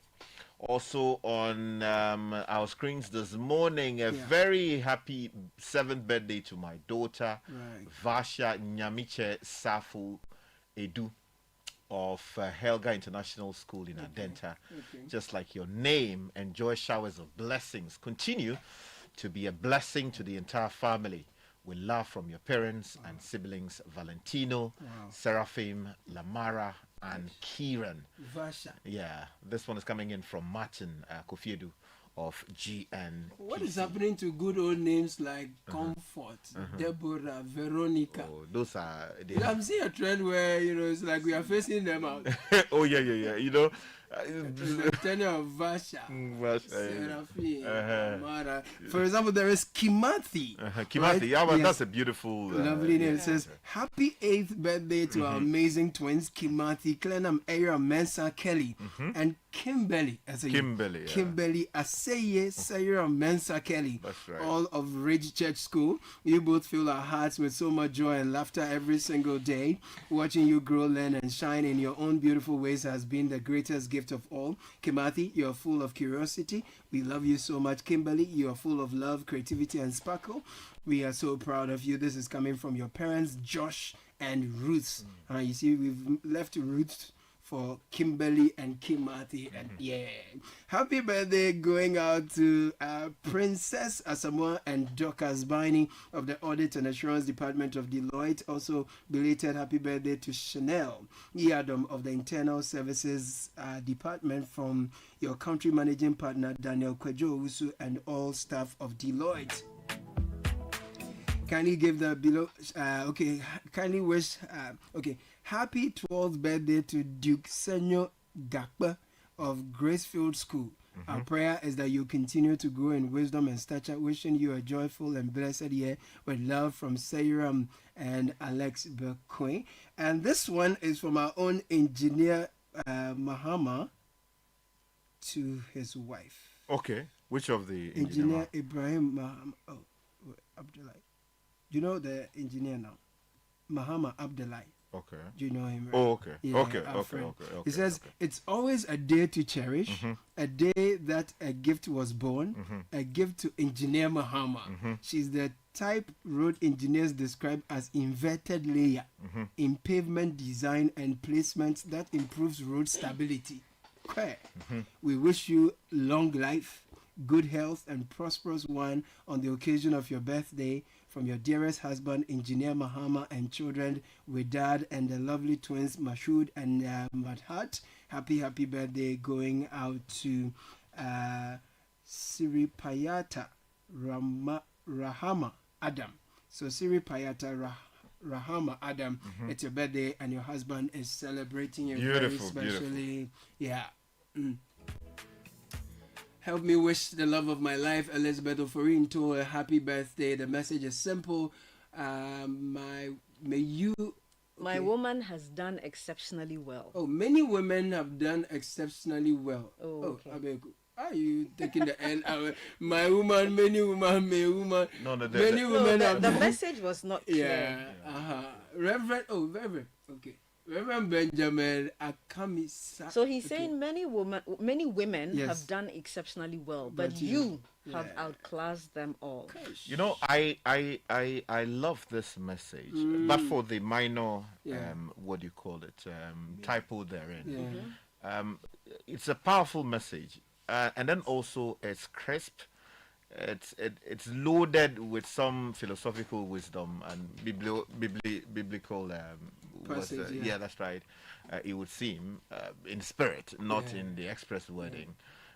And I love it. I wish that the messages that normally come in would be as brief as this one. Oh, because you know, I was just looking at one of the messages that you were struggling to deal with. And you know, quite lengthy. So people want to pour their hearts out and score 3 points. But you know, we're competing. The time, you know, you know, the time, you know, this.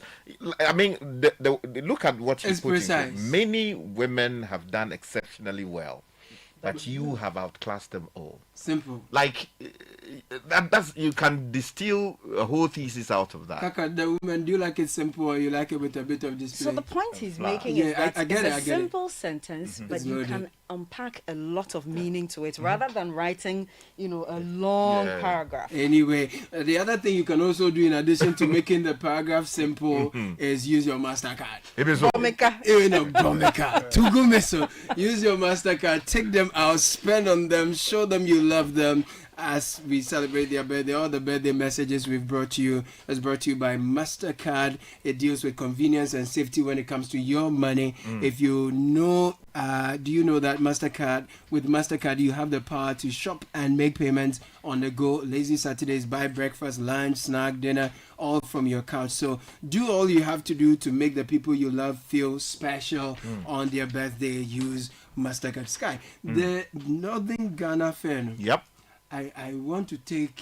I mean, we are inviting everyone, but very especially, I would love to see the former Minister of Trade and Industry. Which of them? We want to see all the beautiful. Amaru, Haruna. No, we want to see the colorful one. Oh, Afafonto. We should fly to the north in the butterfly, and go and make the north look as yellow as possible. Yesterday, we learnt of a new rendition of the party. Conversation going on, but I'm excited that we are having the Northern Ghana Fair. Yep. Someone just sent me a message this morning asking whether this is the first we are doing, particularly in the north. Yeah. Then I said, yes, for the north it is. And then she was like, okay, will it be worth going? I'm looking at the textiles and crafts area. You know the area quite well. So for such a person, tell her what you know about. You see, when we talk about the north, we are not talking about just the northern region. We're talking about the upper half of the country, in the sense that we're looking at from the middle belt, the Bono, Ahafo, up to the extreme north of the country, Upper East, Upper West, and the Savannah regions, and these are the allied regions, which form a critical part of the economic lifeline of our country, but which for some reason, because of underdevelopment and lack of exposure to opportunities to sell what they have, get underrepresented economically, and then also in terms of what they can earn from their own potential. There's media concentration down south. Of course, you find scattered, radio and television stations in very rare cases in, parts of the north. But the fact is that the big money is down south, and the purchasing power too is down here. The effort being made by Channel One Television and Citi FM is actually to take the platform to the people. Use our convening power to bring people together. We're talking about investors, we're talking about entrepreneurs, we're talking about people who are selling things to other parts of the world, or in other parts of the world, people who are selling things right here. Bringing all of these people together so that they can find what they are looking for, or speak to people who have the capacity to find for them what they are looking for. And then also find a way of refining their own ideas. Because if you go to a trade fair or exhibition of the kind we're promising, maybe you are an upcoming, entrepreneur. You're thinking about how to convert your wood into something meaningful, in a sustainable way, in a way that agrees with where the world is moving now. If you go to that fair, you find something which is similar to what you want to do.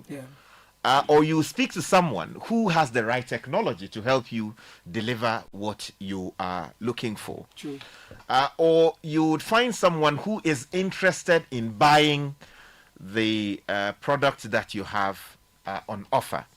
So bringing all of these different shades of people into a melting pot to actually help reset, and I'm using the word advisedly, the economic fortunes of the North, is a wonderful thing. The more reason why, if you are an investor and you're looking to support people who have vibrant ideas or potentially vibrant ideas, you would want to go to the North with us.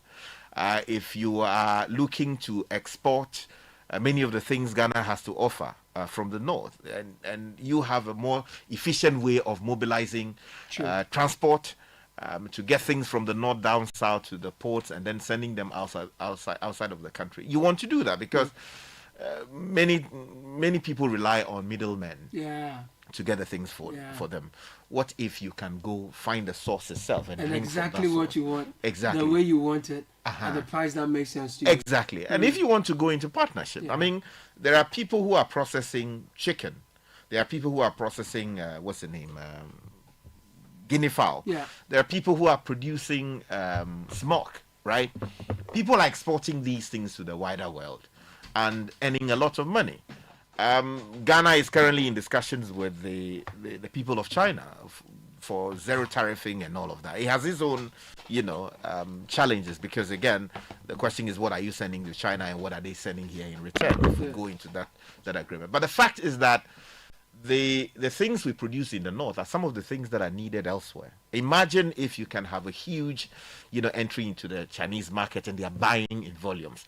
What that can do to transform the economic base of the north. Yeah. I think that is the more reason why initiatives like this are important. Yeah. Of course, we sit on radio and criticize government after government about their own failings and how there is so much potential, the low-hanging fruits are there, and it is possible to get things done in a way that bring, meaningful fortunes to us. It is not just about talking. We also believe that beyond, talking about these problems and the solutions we see, we ourselves would have to put our shoulders to the wheel and get people together to see how we can, in our own small way, fix the problems we talk about daily. That is the reason why we're doing this, and I believe that it is truly meaningful. And people should get interested in it. The festive season is just a few months away, and I know typically the women, they buy ahead of time and plan their purchases and calculate that very carefully, and so that they can beat down prices and all. So it's a great opportunity for those who are in business and households, those who manage finances, household business, all that. Yeah, I think you're right. It's a great opportunity for that. I think it's important for us to have this fair, also because we need to strengthen the existing value chains, between, as Sky said, the north of Ghana and also the south of Ghana. The purchasing power is here, the expertise, the experience. You've got more producers, you've got more people into marketing and distribution down south. So it's a good opportunity to strengthen that connection, right from sourcing of raw materials, whether it's shea butter or it's fonio, from that process to the processing of it, or converting it into oils and butters, distributing it, and also marketing. Yeah. So I think that it's an opportunity for us to exchange ideas, for business people to exchange ideas, for business people to strengthen the existing value chains, for jobs to be created, for investment to be taken there and also brought here as well, and to strengthen the economy. And I also will reiterate, we would expect that the government agencies, the respective government agencies and the relevant government agencies will support, not just in presence, but also in terms of policy and direction. Exciting. Bernard is here. Bernard, good morning. Thank you, Caleb. Good to see you. It's always good to be here on the other side of the dial. Under no pressure at all. Charlie. Just listening to Sky laugh as if he doesn't owe anybody. Make it just take me go Volkswagen. Don't me go Volkswagen. He laugh me. You owe anybody? Charlie, but who is not in debt? Don't raise this matter so that the people will be coming after me. The Bible says we should owe no man except to love one another. Oh, no, yes. So the only thing I owe you is to love you. Yes, that's what the Bible says. But what applies in the you owe, do you owe with interest or you owe without interest? Charlie, but you know my story now. With interest in some one cases. Particular case, Yeah. Yes. No, it's great to be here. And for me, I just want to add my voice to the Northern Business Fair. I think when I look at a lot of countries that have done well, they've also developed enclaves. Okay, so I think Accra is too choked. I think I did a show on lawyers, and I was told that almost 90% of our lawyers are in Accra. I think our doctors, you can say the same. Engineers, you can say the same. And you need to also think about the spatial dimensions of development. One of the reasons why we are frustrated about Accra is because we are too many here, and there aren't enough viable economic activities elsewhere. So I think that if you look at the way Ghana has been designed, after Kwame Nkrumah's attempts to bridge the gap, because a lot of African countries, the structure is something we inherited from colonialism, and the colonialists had a plan. They did not really develop the North. And I'm not blaming them, but that's just the hard fact. So when Kwame Nkrumah began some free education for people in the North, and when I say North, it's just geographical. Yeah. It was very good. So that was more like education affirmative action. I think like the Marshall Plan that was designed for the Germans after the World War, I think we need a Northern Development Plan because, of course, we've had President Mahama is from the North and Hilal Liman is from the North, very briefly, Upper West region. Then the northern part of the country has been underdeveloped. And one of the evidences of that is that we see a lot of migration of particularly women and girls into the south to do menial jobs. So Kayaye and the rest of it. Of course, secondary education free has changed some of this, but we know that there's a lot of poverty in the northern part of the country. And even though the regions there have a lot of good human resource and a lot of good natural resource, somehow they still lag behind generally. Yeah. So in discussing what to do as a country, we know that there ought to be a development plan for the North that takes advantage of some of the endowments to add value to it. Right. I also feel like as a media house, we have a responsibility not just to point at what ought to be done, but to use our resources to demonstrate that it is possible. And if you follow this Citi FM or Channel 1 for a while, you notice that we really put our money where our mouth is.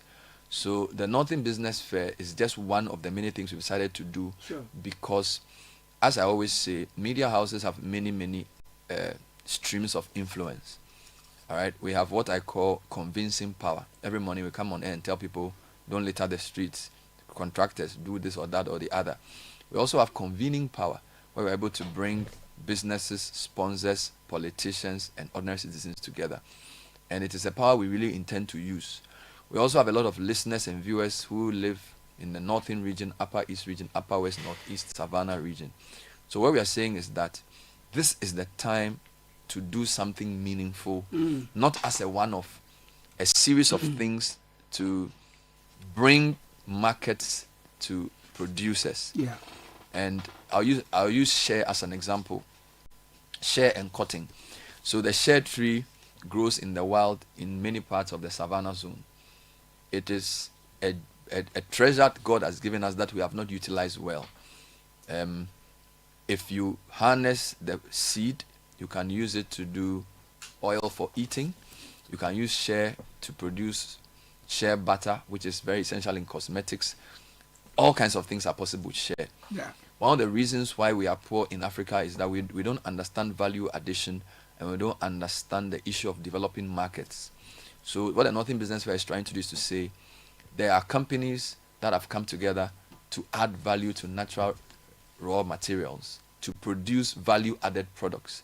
And it's our responsibility as media to highlight it, and it's our responsibility as citizens from all over the country to patronize those things. So if you listen to things like See Ghana, Wear Ghana, Eat Ghana, and all those things, I think these are very critical dimensions of economic development that should not be left to the governor or the finance minister to be speaking.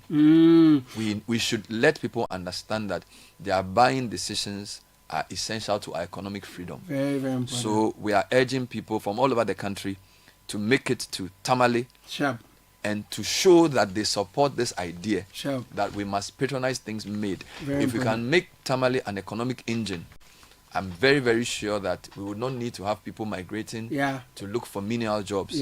If we create enclaves of economic development, the spin-offs are good. We will have better education, better health care. Doctors would want to move. We can have stronger institutions up north, and our country will develop. Final thing I'll say, when you visit a lot of advanced countries, Sky, when you go to the US, the capital of the US is Washington, D.C. Trust me, there are so many places where you look. Right now, people are going to Seattle. Right, Seattle is in Washington State. It's somewhere in the northwest. Of course, you know California, San Francisco, San Diego, and Los Angeles. Then we have New York. Then we have Chicago. Then you have Ohio's Cincinnati. Then you have Texas. They've spread the development so that wherever you go, you can get something to do. True. I think we should also do that. Nigeria did it with Abuja. So now there's Lagos, there's Abuja. I think they want to develop Kaduna as well. There's Port Harcourt.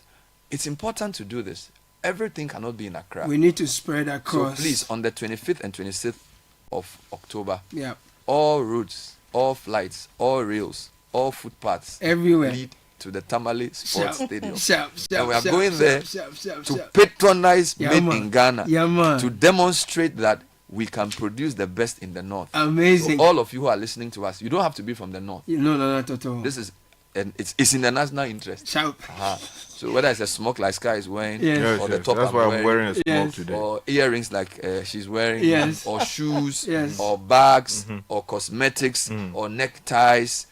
All kinds of things are being made. We have some very good universities up there. I'm inviting them to come and exhibit some of their technologies as well. And please, let's make the Northern Business Forum and Fair the biggest we've seen so far. It will be. But since we produce a lot of calami and package it nicely, we should take some up. Is that value addition we can take? Because there they don't have a lot of. Yes, more meats than. I agree with you. I think that, for example, somebody brought us fried fish, which was packaged. Calami. It was really, really nice. And you can keep this for months.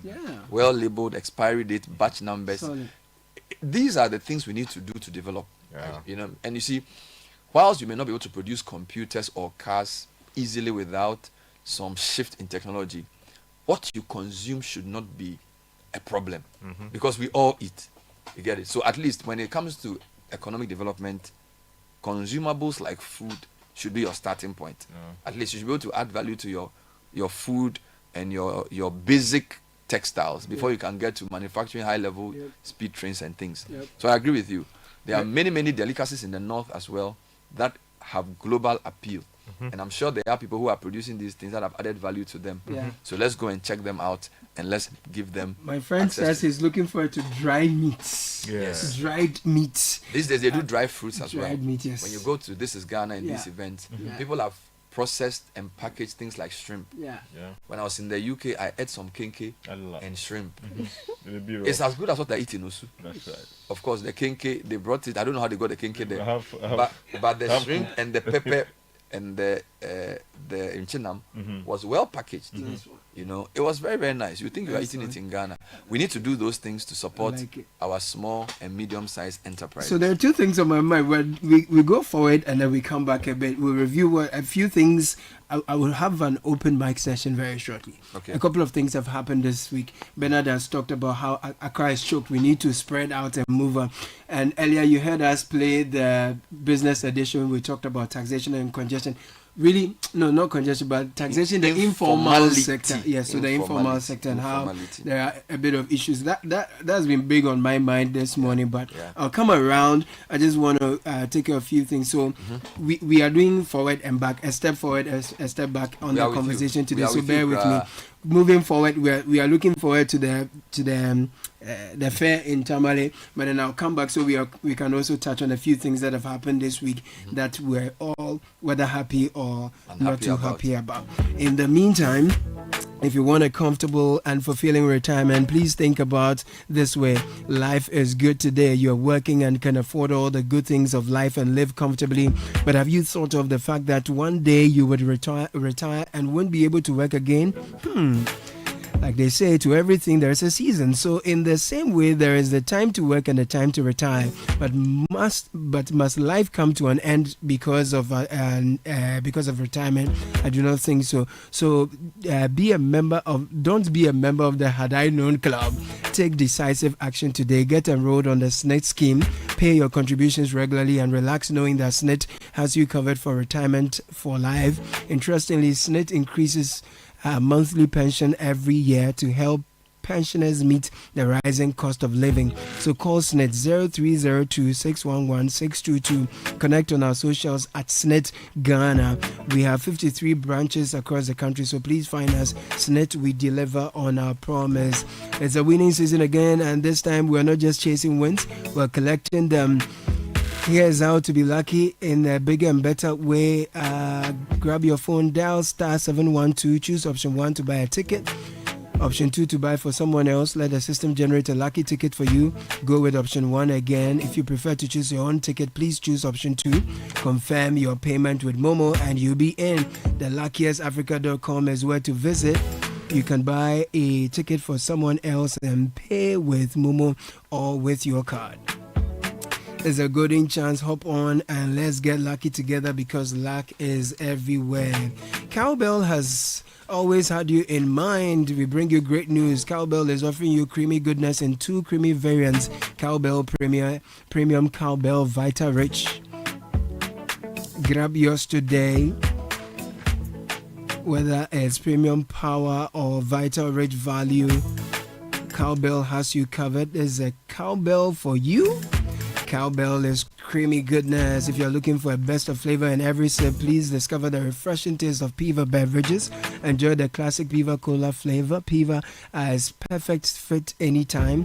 We have Piva Orange, Piva Cocktail, Piva Grape, and Piva Tangy. 0550-032-231 is the number to call. Yes, and Zenith Bank is inviting you to the bank's 20th anniversary health walk under the theme 20 Years of Impact, a Lifetime of Shared Growth. It's on Saturday, October 18, 2025, 6 a.m. sharp at Zenith Heights, Zenith Bank's head office at number 37 Independence Avenue, Ridge. The dress code is sporty and energetic. Come walk with us as we celebrate 2 decades of banking excellence, customer satisfaction, and shared growth. It's on October 18. For inquiries, you can call 0302 680 884 or 0542 000 111. Zenith Bank, in your best interest. Time now for jubilation. Oh God, I wish I had an answer. Causing sweet flow, our spirits will grow. We're sitting down, that's every day. And then behind the wall, the smiling sun stores. The people all know the reason why we still grow. So brothers, be jamming, yes, be jamming, yeah. We'll be jamming today, hiding it, oppress them and running. Whilst we jumping, yeah. We'll be jamming today. So say it's no from Rasta. In Ghana, we're stopping all the suffering. In Ghana, I say it's no from Africa. In Ghana, Jaja sees. Rocky Dawoodi. We've got it all in Ghana. And this time we are fixing our focus on the northern part of Ghana, converging at the Tamale Sports Stadium from the 25th to the 26th with the best of the north to the rest of the world too. Some messages I got quickly. When you are done with the Northern Fair, turn your attention to the Ashanti, Eastern and Volta Fair, and then later you can do Central, Western and the Bono as well as Ahafo regions. But a lot of work for us to do, right? No, we have actually huge expectations. We had many plans. I remember last year, Samens told me that we should partner with the Volta Fair to also highlight some products. Oh, nice. It just so happens that it sort of the timing does not work for a fully blown collaboration, but we do support it. We have actually been discussing with different regions the idea of regional fairs. Because we've said on air that we feel like some of the regional ministries should be moved to other regions. True. Accra is great, but we need to focus on other geographical areas of development. So we are 100% for that. Excellent. We are 100% So on that. you sent this message without your name, but look, you've already spoken into a plan that exists, so don't worry about that. It's going to happen. Bernard, speaking of share, do you know who runs most of the share up north? The Chinese. And I've seen it with my eyes. We need to utilize our resources well. Could you send that from East Legon Hills? So that's what came in. Sky, I'm doing an open mic this morning so everyone will share, some of the things that matter most to them. So maybe let me start. I have a brief one. Yes, so, I was listening to the City Business Edition today, and, sometimes when people talk about taxation, informality, we feel like they are worrying people. But I just want to say two things. Yeah. Remember yesterday I read an LPM that said if you're in the gig economy, you need to start contributing your SNIT. One of the challenges we have in this country is, you see, you're a former income earner, as she is. There are lots of people around us who, because of informality, are not protected financially. All right. So a lot of people don't have access to credit. They don't save. They don't contribute to pension. And when they fall sick, they need you to lend them money. Yeah. So a lot of people have no recourse to formal support because of informality. Okay. So when we say we should formalize, it's not because we disrespect the hustle of informal people. But if you are informal, you are deprived. Okay. When we say formality, it's like you are paid a salary and part of it goes into a pension contribution. Or you have a certain relationship with a financial institution which makes it possible for you to get access to credit. Okay. Or you are part of a susu group that makes it easy for you when you are desperate to get access to something. These are all levels of formality and formalization. Okay. So long as we remain informal, we may have convenience, but we will not have protection. Do you get it? So there's a certain ease with which, so for example, somebody does something for you. You don't have a contract. You give your material, somebody to sew for you. So long as the person is trustworthy and good, you will get the shirt next week. One of the reasons why formality is good is that it protects you. That's why we sign contracts. That's why. So maybe somebody is building for me. Every day comes, I just give him cash. Go today. I'm going to clear the land. Tomorrow I'm going to do this. At some point, you're going to lose money. He needs to register a company. He needs to do his accounts. You need to pay tax. It may look like, oh, the government hasn't done anything for me. What do I need from them? Yeah. But if he decides to disappear with your money to go and use the money to get a visa and run away, that formalization is what you can use as evidence for protection. So one of the ways in which you can reduce poverty in the country is to find ways of bringing people into formal structures. Okay. Of course, this is marketed from a taxation point of view, that because people don't pay tax, like they also 80% of Ghanaian businesses are informal, they don't pay tax. I think it's a wrong approach to use. I think people always act in their self-interest. If you tell me that I should become formal because I should pay tax, I don't want to pay tax. I sat in traffic for 2 hours going home yesterday. Why on earth should I pay tax? But if you told me that if I registered my business, there are advantages for me. There are things I can access. There are safety nets. Exactly. I feel like that's the way to go about it. Even with this thing we are doing, you come for a fair. So long as you are informally doing, today, let me do some sobolo, let me push on shirt in my boot and sell. I don't think that's the right way to go. Go to FDA. Get a proper what do you call it? Certification. Go to Standards Authority. Register the company. Get a financial institution. Get a record. Do your books properly. If somebody wants to give you a loan, they want to see that you are serious. So we want to encourage a lot of the small business who listen to us, who every now and again will come and give us something and say, oh, shall I produce something? These fairs force you to formalize in a way that can give you consistent streams of income. All right? Because the thing I always say is that if you cannot replicate the quality you produce, you are not in a business. The fact that you can sew a nice shirt today does not mean you have a business. If you cannot replicate it, if you cannot reproduce it and standardize it, you are not really in a business. So I feel like a lot of small companies must take advantage of these platforms we create, because you will bring some of these companies to also come and help you to formalize. It's very important for people to get into this. All right. And then the last thing I'll say is that as a country, the way to reduce poverty is to bring some of our informal producers into formal structures so that they can have protection, safety nets, but they can also attract the right capital, and then they can replicate their excellence. I'll give you a funny example, and I'll end on this note. And this is not a tailor, you know. So my children's school are doing an anniversary, so they give materials to us that we should sew and wear next week for an event. So we took the material to a tailor in some part of Accra. This is not a tailor, you know. And we told him that we have 2 weeks to finish. So we called the guy. So he said he has sewn half of the clothes by his machine. The needle is broken. So if he said we should bring part of the money. Otherwise, he can't get the needle for the machine to finish the sewing. Now, I don't have a problem with that. Maybe you should have just, you see, if this is the issue. If he had a formal system of working where when you bring the material, you pay a 20% down payment.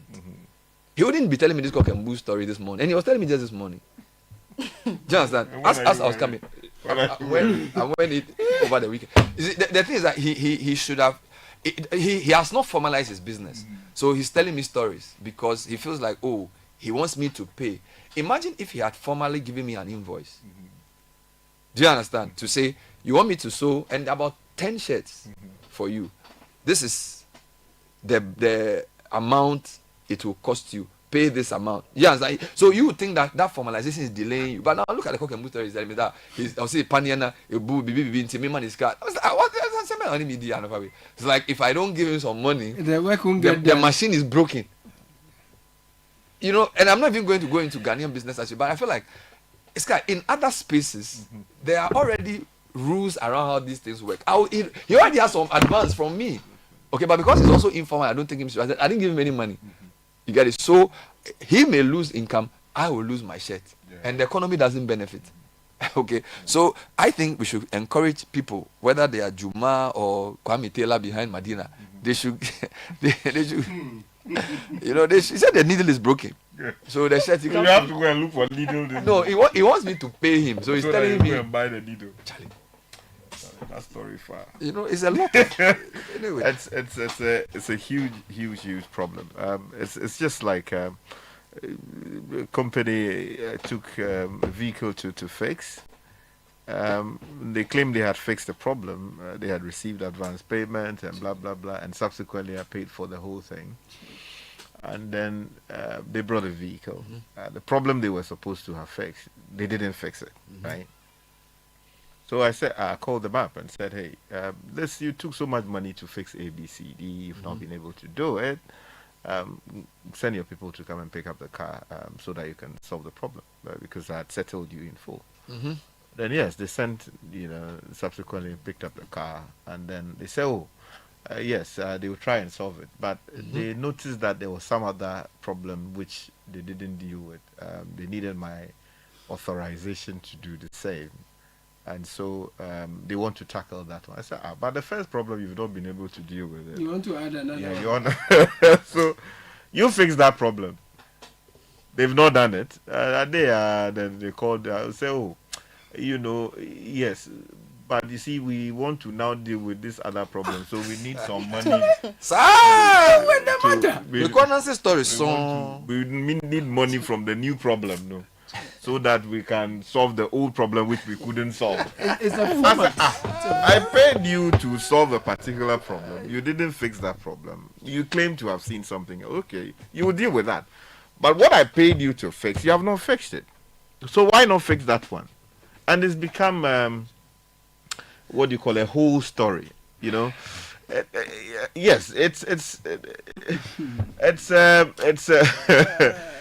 if all of us deal with each other with that level of trust, honesty, some of the problems that we that's have. Why Sky always talks about lawyers. So. You see, we need lawyers for some of these things. I always tell people that sometimes you don't even need to formally hire a lawyer or an accountant. You should have a relationship with one where you can be paying them per service. You can say, I'm a small business. I'm going to do this. Can you give me some written advice for a certain payment? It's not bad. Yeah. You need some documents to also be filed with him. Go to Registrar General, file some things. Any agreement you want to enter, at least let him look through it. When somebody wants you to do something which is of consequence and is long term, at least the lawyer read through it. Don't just sign.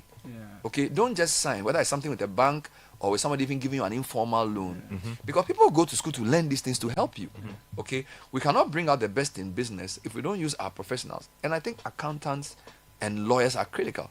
I'm doing a project now, almost every step of the way I talk to my lawyer and I have an accountant. He looks at it, he tells me to do this. How do I do the books so that I'm not in in conflict with the GRA. These things are very important. Don't say, oh, my father has learned this thing, I've done it for 20 years. No, the world has changed. And because of the gig economy, there are many lawyers available now that, look, you can send him the thing, he'll forward it back to you. You don't have to go and sit in his office and spend 3 hours. Because now you're producing a lot more. Okay. There's this guy who does, does a few things for me here and there.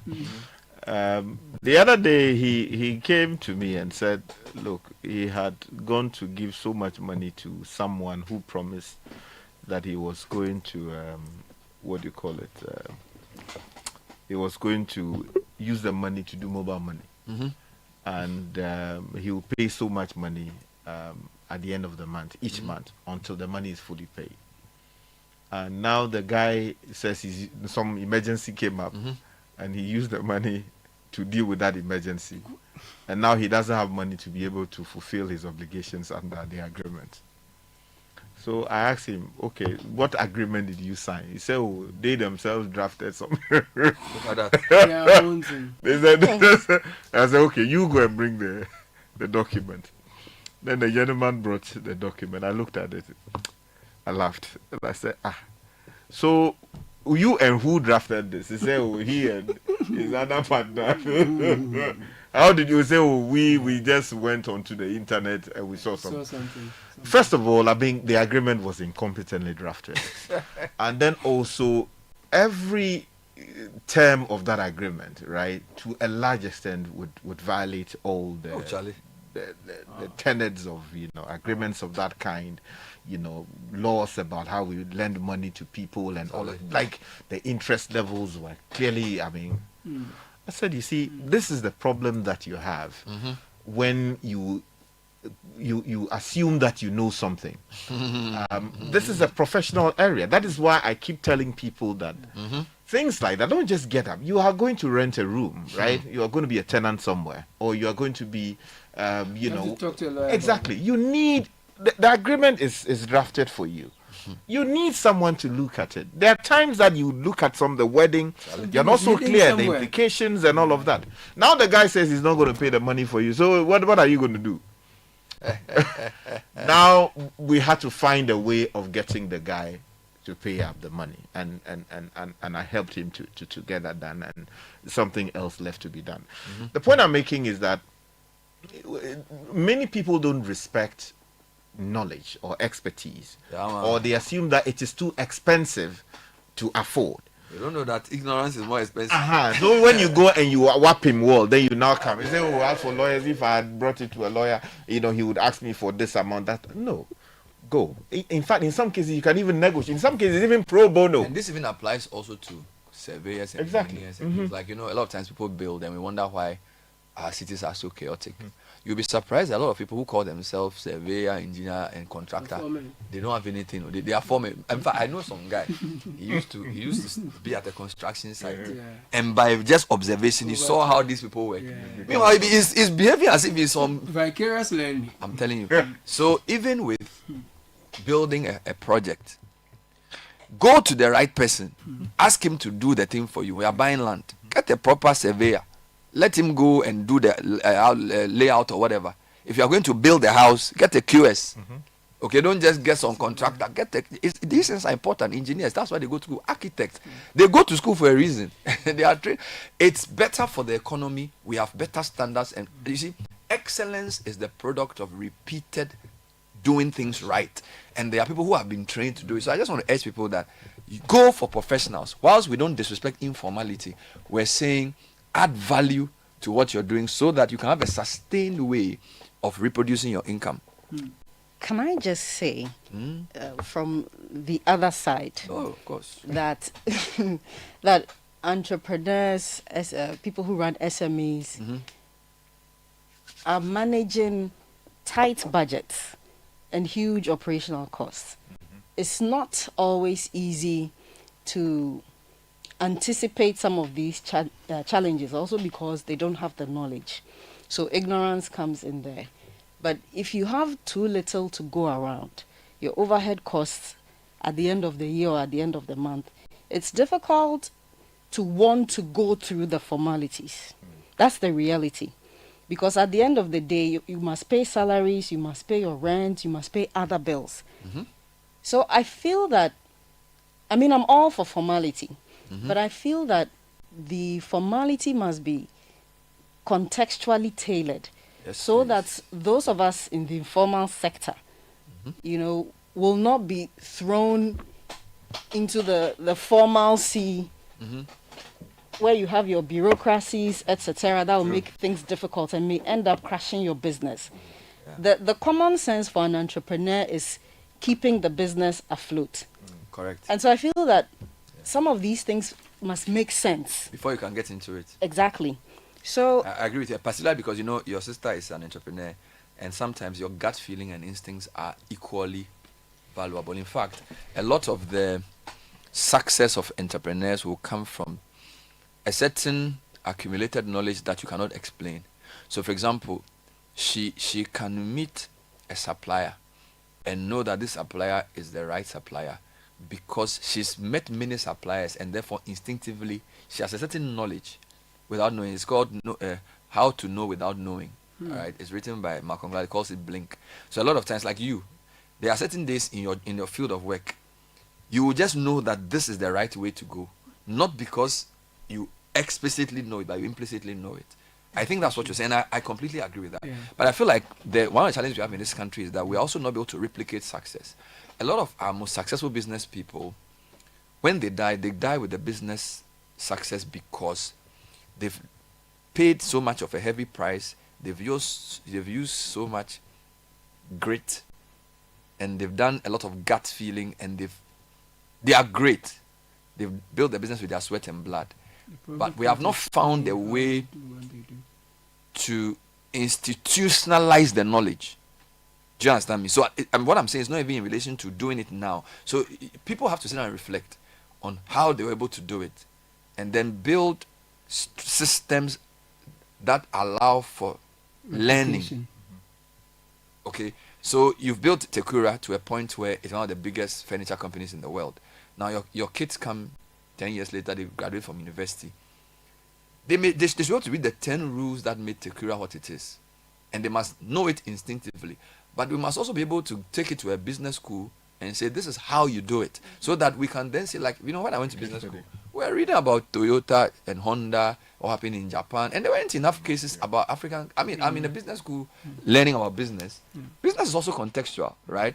And you're telling me about Nokia, you're telling me about Honda, and I'm like, Charlie, what about Casapreco? What about UT? Do you understand? I need to know how those things apply in Ghana too. Right? So I take your point completely, but I'm saying when the chips are down. But you didn't let me land. Oh, sorry. I was just I didn't know you were still in the air. I'm sorry. Please land. Forgive me. No, so I just wanted to conclude what I was saying earlier, that I agree with you guys, but I think care must be taken. But also, I think, I don't know whose job it is, but we have to find a way to provide relevant knowledge and training so that the one man business person or the one woman business person can appreciate and inculcate structures even in that one man business that they're doing. A lot of the time, the informality is the common sense and easier approach. But if they're able to get some kind of practical understanding, then they may take some of these steps. Even if you're doing a tabletop, you can even keep your small records, etc. So that's my conclusion. Just to add something quickly, which will be in a small form of addressing some of the issues that you raise. You see, given my background in corporate law, there's something known as sweat equity, where you are not directly paying cash for someone's hustle. So you're looking for the services of an accountant who will be looking at your books and ensure that everything is in compliance with the rules. You don't have money immediately to pay, but you are into furniture production, There's a way of saying that, look, for the next 5 years, or let's stay in this arrangement forever, I want you to be looking at my books. But instead of giving you cash, which I don't have, I'm giving you some equity in the company. Right? That's where David Ofosu says the moment money comes into an equation, then Ghanaians are not able to work together too. No, you see, it's also about honesty, trust, keeping the faith that the two of us can work together, even if we disagree on our personal relationships and all of that. I think for the sake of the business, it should be possible to move this forward. And for some reason, people don't get these things over the line. And that is why we get into all kinds of difficulties. I believe that even where you don't have the money, right, find a way. It may be a product that you give in compensation. Sometimes, in my village, for instance, if someone comes to do something for you, like maybe a carpenter comes, he's come to do it because you have a relationship, right? You just don't say thank you. Sometimes you go into your pocket, even if it is 1 cedi. Like, this just to compensate. It's not actually payment for the service. It's compensation. Exactly. In a way, there are times that, let me buy fuel for you, 200 Ghana cedis, or something like that, of value. Yeah. But some people, every time, pro bono business, So pay forward with some goodwill. The equity conversation is a good one, and I'm totally for it. But my challenge is that, and well, not maybe my challenge, but for SMEs, there's a concern that you must proceed on that with some caution and care, because, like you said, trust is an issue.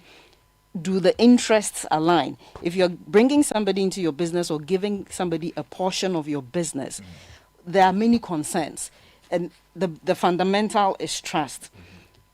Over the years, in terms of how do you say this? Well, the words are escaping me, but for instance, if I'm entering an agreement with you as a lawyer, I'm an SME, okay, I cannot afford your services, but I'm going to offer you, as you talk about the equity. There are concerns that with time, you're going to take over my business. We don't know. No, hold on. Controlling stake. We don't know how the terms will change. No, but SMEs are very concerned about the issue of equity, because some people believe, and I don't know the experiences, that that's an easy way to lose your business, because you need to trust the other party and you need to appreciate that the interests align. And if you don't have that, it becomes very difficult. The two cannot work together. Let me something. That's the I said they agree. Let me rope in some message that's come here that I really connect with. It says, dealing with a mechanic working on my car. Started from 2005 for the repair of an AC, and I've paid 12,000 cedis so far, but the car is still with him. No solution yet. Ghanaian artisans and lack of standards, naked extortion and stealing in the name of being smart. My car has been away for like a week, right? This time around, the car. Oh, bro. So the thing, I called the thing. I called the mechanic. It was supposed to come yesterday at 2:30. And we comes like 3:45. Then I'm on my way for another commitment on my way, and then the thing just stops. The car does the thing. The thing just stops. We open the bonnet only to find another problem. The guy didn't fix the fan belt on the car. He left it in the boot. Even the AC motor was not even properly connected. So in another country, you should have sued this guy. It just couldn't move. But when you call him, you say, but it's why we are suffering. Yeah, that's why we're suffering. So precision quality is the point I'm just trying to put in. So he didn't connect the fan belt. He don't do that. He just brought the thing back like that. I mean, ideally, in any other country, as Bernard said, the next thing is, But the problem is that our legal system is also very slow. Yeah. So it's tough to do business in this country. People are not trustworthy, and if you want to go the long route, it's slower.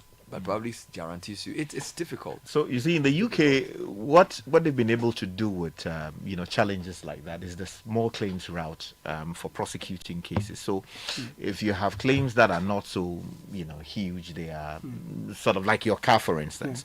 It's not a matter that you go get locked up in the juggernaut of the UK legal system. So they have a small claims track that would deal with matters like that quickly. In many cases, the proceedings are held online. You have litigants in person, so people representing themselves, dealing with these matters, and these matters get resolved. And also, one of the creative ways they've been able to deal with issues it's in the area of using alternative dispute resolution. So is there a way of dealing with this matter without worrying judges and magistrates about it? So that's one of the reforms we should also be looking at in a big way. I know there are things like that. I think we have the small claims, some of the lower courts, district courts dedicated to that. Yes, but it's not as structured as elsewhere. So, and taking it online, people don't have to leave Kumasi to come and fight for these things in Accra. In some cases, it's just basa bisa. So let's see how we can deepen those spaces. Yeah. Anyway, yesterday we saw the formation of a new party. I don't know if it's registered yet, Sky. UP Plus. Yes. Or Betchow Neat. Yeah, they registered it. That's why they launched it. So That's why they launched it. Yes. Yeah. So that's of course, why not? It's a good idea. As you see, why is it detergent? No. As you see, as you can tell, the landscape is dominated by two big parties. So every time we see an attempt to create an alternative, why not? We wish them well. The traditional alternatives to NDC MPP have not done very well. CPP and PNC have struggled, and there have been different attempts and movements which have not really been sustained. So for me, my challenge with the whole country is that we the way we do our politics interferes with our development. That's been my problem. So it's not even NDC or MPP or anything else. We are the political process is embedded with patronage, and it's not properly streamlined. Structures are not respected. The political party's law, I don't even think is respected. So, and for me, a vehicle that breaks the law, that is based on patronage, cannot deliver transformative economic or social development. So I think our political parties need better governance. We need more well-meaning people to get into the parties because they've become the means to attaining power. And so if we don't encourage them to do the right things and to use the right means to choose their leaders, I don't think they can really bring about the transformation we want. So we should be interested in formation of political parties and how they are internally organized and governed, and how they respect our rules and laws, how the EC makes sure they comply with what is necessary. So we can only wish them well, but I feel like we need a bigger conversation, not for today, on how to sanitize our politics, because bad politics leads to poor governance, right? So, and of course, once the election is over, the next group starts thinking about the next one. So there's no real space to reflect on quality governance and good citizenship. All right, so we wish UP Plus well, as we do other political parties.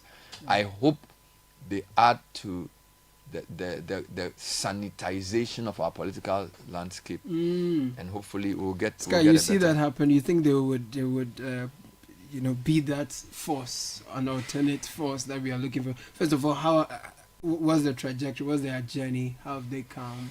How did they become by UP Plus? Well, as a student of politics in Ghana, I would say that it is the expectation of many people that would have a viable alternative to the duopoly that we seem to have. That is without any disrespect to the other or the many small parties in the system.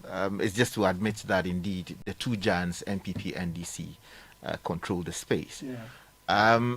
And so one would wish that they will come register their presence in a really robust way, and then force the two main political parties to rethink their approach to governance. Because it would seem that now there seems to be this unwritten rule that, okay, let's do it for 8 years. So after 8 years, you two come in and do your part. You chop for now. So when we also come, we'll come and chop some. I think that is not serving us in any meaningful way. If we have a new one that will make it to force the other people to work the way they have to work, that is good. Except to say that, I mean, having studied our politics for a long time now, it would seem to me that these splinter groups really don't make it. Apart from the Nkrumah situation where he sort of broke away from the UGCC, formed the CPP, which became the bulwark of the effort to get Ghana independent and actually getting Ghana independence, and then also the many development projects that he prosecuted, which have brought us this far as a country. No other breakaway party has been able to make any such meaningful impact on the political space of our country. So, for instance, if we talk specifically about the Fourth Republic, when Rawlings was about leaving, he decided to go for Mills against, opposition from some elements. Went to Swedru and raised the hands of the late Professor Mills, made him the candidate of the party. The likes of Dr. Guzitano or Mr. Guzitano were not happy, and they decided to walk away. They formed the Reform Party. It didn't do any damage, really, to the NDC. Of course, they lost the elections. But in terms of peeling away the support base of the party, eventually Reform had to be, discarded. We saw a similar thing after the Koforidua Congress of the NDC, where the likes of Dr. Obeda Samoa and Beat Ziding and then Francis Esiam and Co. decided to walk away to form the Democratic Freedom Party, which is the DFP, expecting that it was going to damage the NDC's fortunes. Eventually, the NDC won power, and now they are back together. Of course, Francis is not back, but Bede is now a member of parliament for the NDC, and Obeda Samoa is a respected elder of the party. Then we also saw the Nana Konedu example. After the Sunyani Congress, she decided to walk away because she felt that she wasn't well treated after the Falkar Games, matter. And then she formed the NDP. Again, they went into elections, and it was an embarrassment. Of course, she said the pace for women involvement in many ways, politics. What else can we talk about? We have a few other examples. Dr. Papako Sindu. After the CPP experiment didn't work, he decided to form the PPP. Again, it didn't really sell. Hassan Ayariga left the PNC to form the APC. We're still taking the tablet. So, what I'm saying is that, sometimes, if you look at the Nkrumah model, right, there was a fundamental disagreement as to whether we needed independence now or we should wait for it. In the foreseeable. Exactly. So he felt that lawyers were speaking big English, they were dressed in big tie and blah blah blah, and they were not gathering the momentum that was needed. So he wanted a radical approach, and he formed the CPP. There were so many other factors that influenced the formation of the CPP, but he used that vehicle, and it was popularly supported to achieve something meaningful for us. But it would seem that if you look at what has happened since, especially under the Fourth Republican Constitution, people with peeve, like people with grievances, they were in a system and they disagreed with how someone was elected, or they are sore losers. That's not to say that, so then they get up and say, we are not doing it again. I think we need to do better. But I pray that they will bring something meaningful to the table. We're looking forward to that, wishing them all the best. We'll take a very quick break. When we are back, there's more. This is the City Breakfast Show, the city's biggest conversation. You know, say Premier League no get size, the passion, the goals, it a be rough. And DSTV is giving premium customers the chance to watch a Premier League game live. All you need to do is to keep your DSTV premium subscription active from now till 15th December. Dial *759# and stand the chance to watch your favorite star play before your very eyes. This promo is brought to you by the NLA on the Caritas Lottery platform. T&C Supply. DSTV, your home of entertainment. This November, something amazing is coming to Accra. Are you a farmer with fresh produce? Are you into fish farming, poultry, or livestock? Then get ready for the November edition of the AgriFair 2025.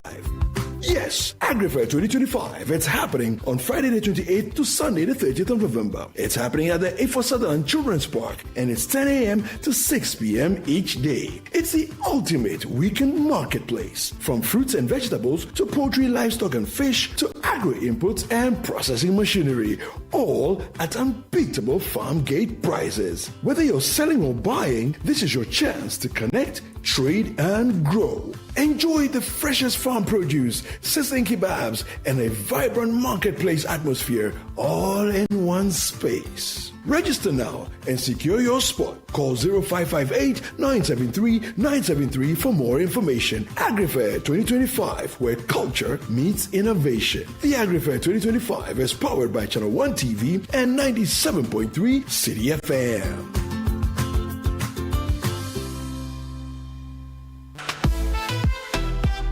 First impressions matter. Make yours unforgettable with the irresistible scent of Princess Body Mist and Roll-On. Designed for every lady who wants to leave a lasting impression wherever she goes. And for our gentlemen, there is Style Up Perfume and Roll-On. Elevate your presence with a confident, masculine fragrance that keeps you dry and fresh all day. Because your fragrance should speak before you do, use Princess Body Mist and Roll-On and Style Up Perfume and Roll-On. Your daily essentials for smelling good from dawn till dusk. Princess and Style Up. Smell good and feel great together. The GC brand. It's all about you. This advert is FDA approved. Hot jobs. Tired of HR headaches? Simplify your business with Hot Jobs Africa. As your one-stop HR shop, we handle recruitment, labor outsourcing, expatriate management, consultancy services, and corporate trainings. Plus, we offer staff basing and 100% staff support to boost productivity. Don't let HR hassles hold you back. Contact Hot Jobs Africa today. Call us on 030-3980-362. WhatsApp us on 020-433-6004 or email info@hotjobsafrica.org. Visit our website www.hotjobsafrica.org. Hot Jobs Africa. Think HR, think Hot Jobs. Hot jobs. The alumni of Sweeter Secondary School, SWESCO, invites you to the annual All-Year Group Awards and Dinner Dance. Relive the memories, reconnect with friends. The Old Swesconians Annual Year Group Awards and Dinner Dance is here. Join us on November 1st at 5 p.m. at the beautiful Channel 1 TV Gardens in Tesano. For just 500 Ghana cedis per head, enjoy an evening of dinner, music, and nostalgia. Don't miss the reunion of the year. The Old Swesconians Annual All-Year Group Awards and Dinner Dance is on the 1st of November 2025 at 5 p.m. at the Channel 1 TV Gardens. Contact your year group or chapter president and get your tickets. Semper Cum Optimus, always with the best.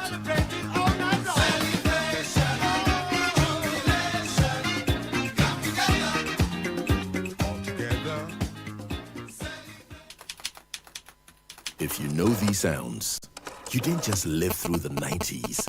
You lived the experience. Back then, connection took minutes. Today, it takes a blink. You express yourself with memes. You hold video calls across continents. You say hey to an AI who responds, "Hello, Kwame." You order rides, dinner, and dreams all from the palm of your hand. A lot has changed, so have we. For over 3 decades, EcoBank has evolved with you, leading digital banking in Ghana and across 33 African countries, pioneering solutions built around how you live, move, and dream today. From our express points to EcoBank Pay, online banking, and the mobile app, we are where you are. Here for today, ready for tomorrow. Now, that's change, powered by EcoBank. EcoBank, a better way to bank your way. EcoBank, the Pan-African Bank.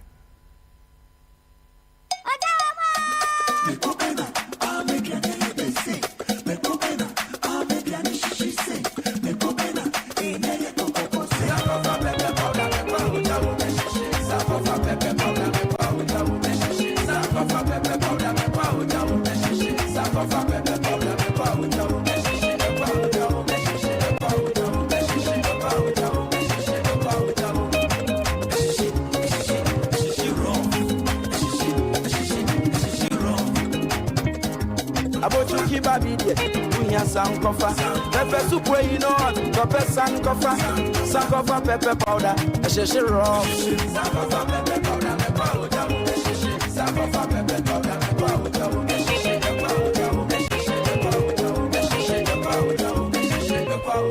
sankofa pepper powder. FDA Aji Ejadi Nkrato Yatum. Join the conversation on the City Breakfast Show on Facebook at facebook.com/City97.3, Twitter at twitter.com/City973, and Instagram at instagram.com/City973 with the hashtag CityCBS.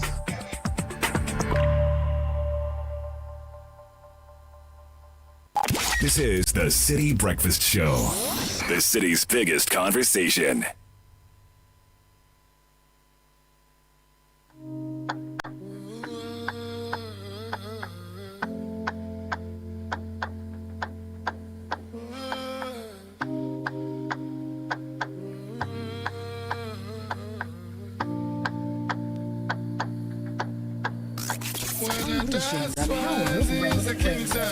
This is City 97.3. Just a shadow shed.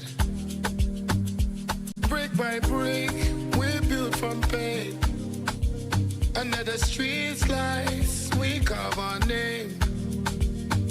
The horns blow loud and sing our vibes. We chased the dawn through endless nights. Street card of my head, I'm staying real. Every scar survive, every wound will heal. They can't break me, no, they never will. Street card of my head, I'm made of steel. Street card of my head, I'm staying real. Every scar survive, every wound will heal. They can't break me, no, they never will. Street card of my head, I'm made of steel. 927 Shatawale. Oh, he's the birthday boy. Today turns out to be Shatawale's birthday. Is it? Yeah. Happy birthday to him. Shatta. I have another one here coming in from Lawrence Ado Parison. To his lovely wife, Mrs. Nancy Parison. May God bless you, keep you, and guide you in all your endeavors. From Lawrence, Kevin, and Eugene. All right. Oh. Street card of my It's also the birthday of Kwabena. Is it? Yeah. Nice she has one. a birthday with Shatawale. Shatawale. Yeah. So. Good morning, Bernard and team. Traffic advice to all motorists using the Ayi Mensa Ebri Ridge. The traffic from Ebri Girls down to Ayi Mensa toll booth is insane. Alongsi sent that from Accra. Okay, so there's traffic on the Ebri Ridge stretch coming all the way to Ayi Mensa. So if you're on that stretch, please be mindful. So yesterday, I got a very sad comment. It says, good morning, Bernard. Actually, this morning. It says there was a massive 3-hour plus gridlock from Bone Barrier all the way through to Pampram Junction yesterday, only to get to the Pampram Junction and realize half of the road had been blocked by BMH contractors for roadworks. And what was the roadworks? They were filling potholes with shovels.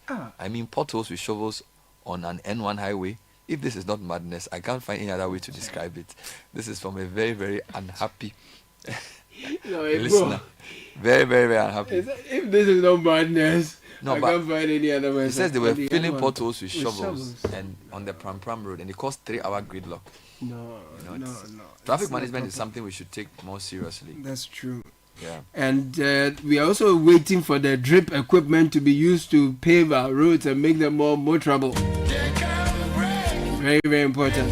We have some friends coming from Fantsman Old Girls. They'll be joining us in the studio shortly for a conversation together with some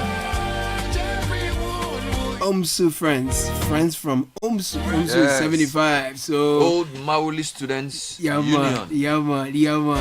So we have a conversation with these two coming shortly. So we have Mansite and Mauli. Yeah, man. M squared. Mansite and Mauli. If it's so. How old is Mauli? 75. Mauli is 75. How is Mansite, they have not Mansite told will me. be older. You'll be older? I think. You think so? They are having a business and fun fair. Okay. So we'll talk to them about all of that shortly. In the meantime, is your organization privacy ready? Do you collect and use information of people in your line of work, like their name, number, image, location, email, bank account number. Listen up, you might be doing the wrong things. Whether you're a big company or a small one, you must respect people's right to privacy. Register and be certified by the Data Protection Commission of Ghana. It's the law. You will receive the necessary training, advice, and be guided on the right systems to put in place to help protect the information you collect about people. Register your company or business, organization, or association. It's simple and online. No need to move from the comfort of your home or office. Visit dataprotection.org.gh to register or call 0256 301 533. So you call this number to register 0256 301 533. Privacy is the responsibility of everyone. Remember, privacy is personal. Are you an entrepreneur looking for meaningful business ownership opportunities? Do you have a dream to provide water in a more sustainable way?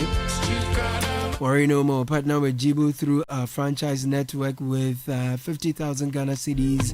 You can receive the equipment, training, and support needed to launch your own business, purifying and selling affordable, refillable drinking water. Let the dream become a reality. We have an exciting offer for new customers and businesses. We provide free bottles and dispenser machines for corporate businesses. If you want to start smaller, you can be a Jibu distributor or reseller in your area. Please, jibuco.com/gh is the website to visit. 0302 528 669 is the number. Jibu, a better life. Ghana, good morning. Then you respond, morning. Kickstart your day with the irresistible chocolatey goodness of Twitsco, and rich with Anafort, a combination of energy-boosting minerals and vitamins, including B vitamins, vitamin C, D, iron, and many more. At just 2 Ghana cedis, you can treat yourself and your little ones to a rich, delightful chocolatey taste of Twitsco. Power that dream, go ahead, power that dream. We have 20G sachet, 400G sachet, and 400G tin today. Twitsco, power your dream. The studio is looking purple now, is it? Is my knowledge of colors accurate this morning? Yes, it is. It's purple. It's on point? It is on point. Okay, Purple royalty is in the house. Oh, so it's purple royalty.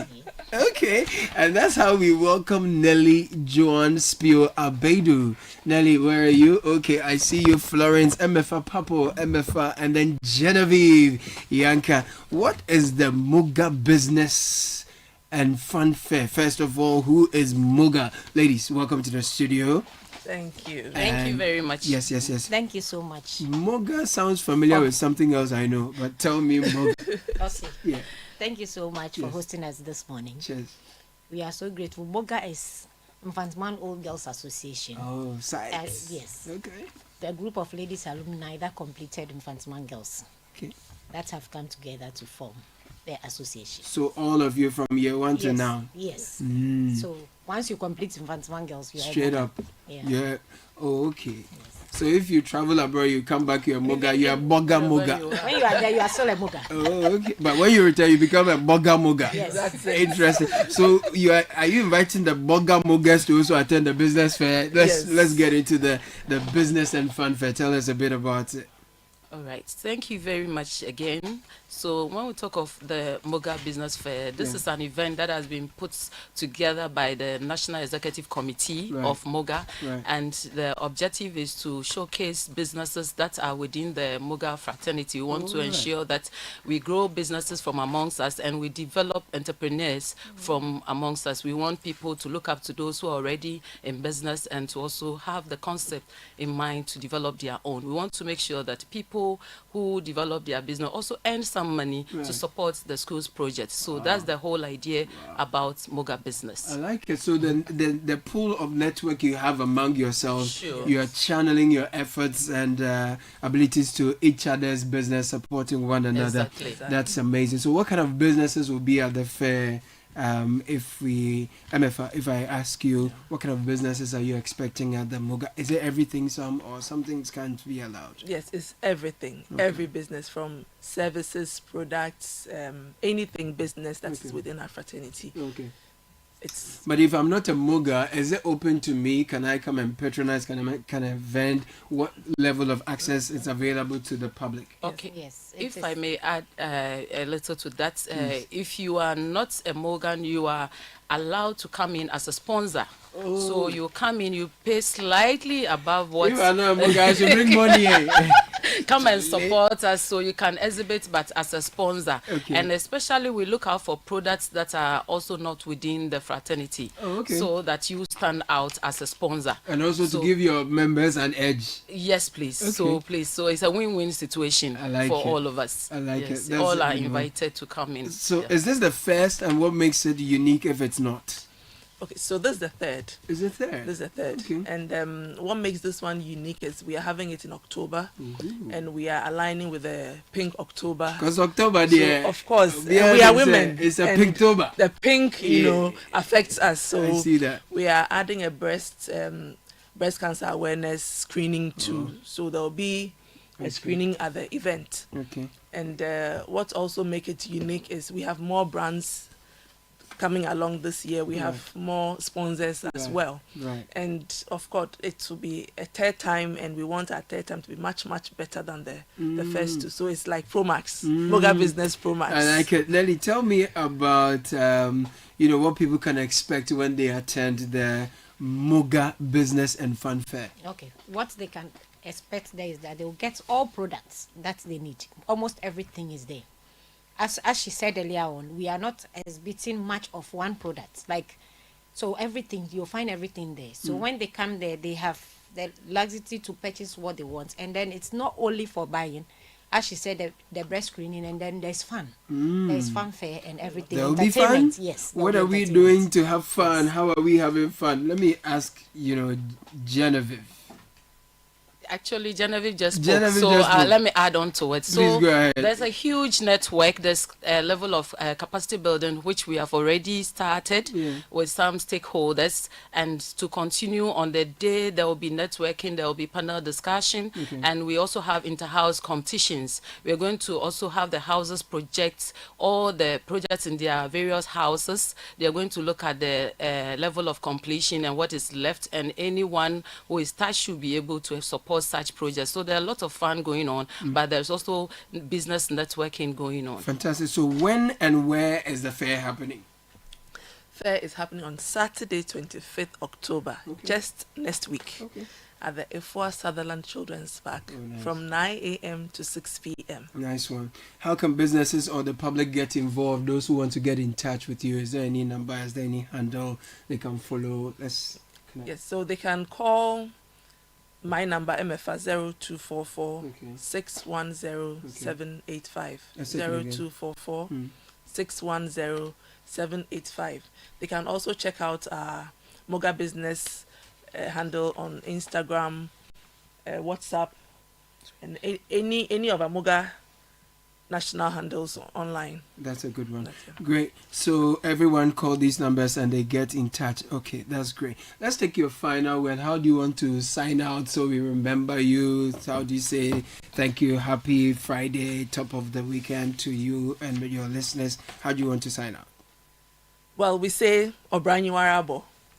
Na obra pasu ja ora kwan. Whatever you are doing today, do it well, because tomorrow is what will lead you to wherever you want to go. Okay. So, just to add on to it, I will keep hyping the fact that we want to see you, including you, and you who is listening to us. Come with plenty of money. Come and shop from the ladies. Support women business and get screened as well. The screening is for both men and women. Do not forget that, and it's free. We are screening you all, so please come and take advantage. Yeah, let's go. We'll get screened. Thank you, ladies. Thank you for passing through. Thank you. Nelly, Florence, Genevieve, Moga Business Planning Committee. We wish you all the best with your business fair and business and fun fair. Wish you all the best, really. Thank you for having us. Many blessings. It's the winning season.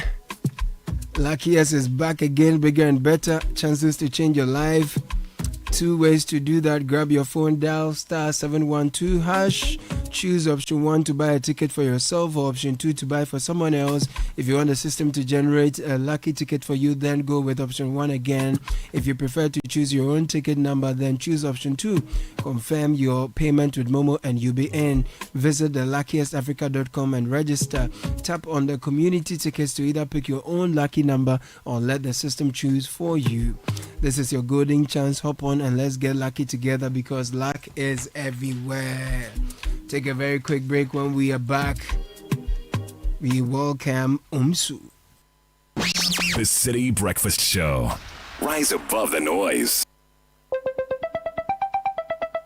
Who cries calling me this odd hour? Hello. Good evening, Kwame. Good evening. We are into baby foods and would like to introduce... Wait a minute. How did you get my number? You just use ways and means to find people's numbers and be calling them by heart. No respect for privacy or anything at all. Oh, Bra Kwame. Is your business privacy ready? Do you collect and use information of people in your line of work, like their name, number, location? You might be doing the wrong things. Whether you're a big company or a small one, you must respect people's right to privacy. Register and be certified by the Data Protection Commission of Ghana. It is the law. You will receive the necessary training, advice, and guided on the right systems to put in place to help protect information you collect about people. Register your company. It's simple and online. Visit www.dataprotection.org.gh to register. Privacy is the responsibility of everyone. Remember, privacy is personal. Champions are made in the grind, in the quiet, in the storms that test their roots. But once a year,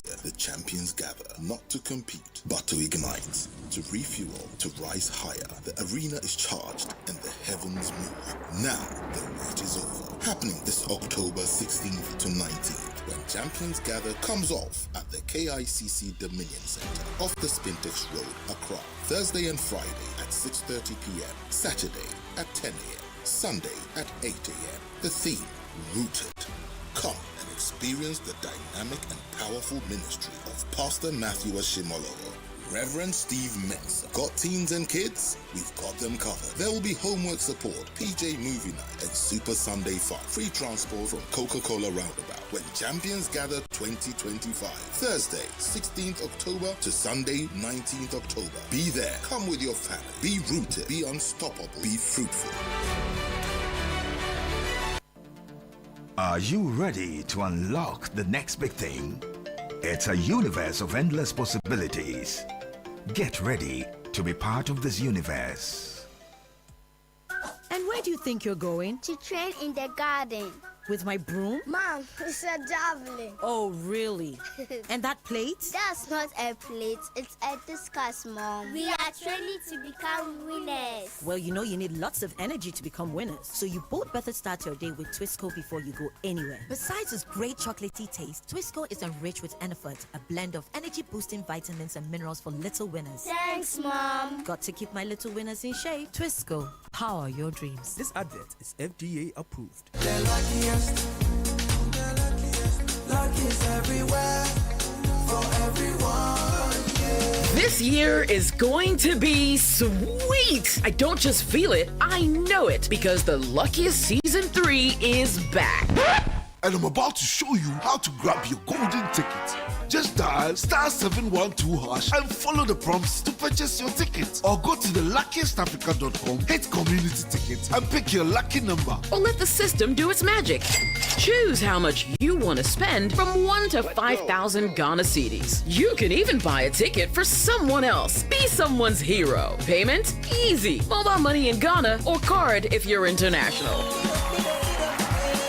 One ticket can turn 1 CD into 500 times more. That's maths we love. Or your community go win 10 times more. So let's get lucky together. Because luck is everywhere. Play responsibly. Not for persons under 18 years. This promotion is regulated by the NLA on the Caritas platform. Wake up, have a great day, yeah. With nourishing cowbell premium milk. And cowbell Vita Rich. Nourishment for you.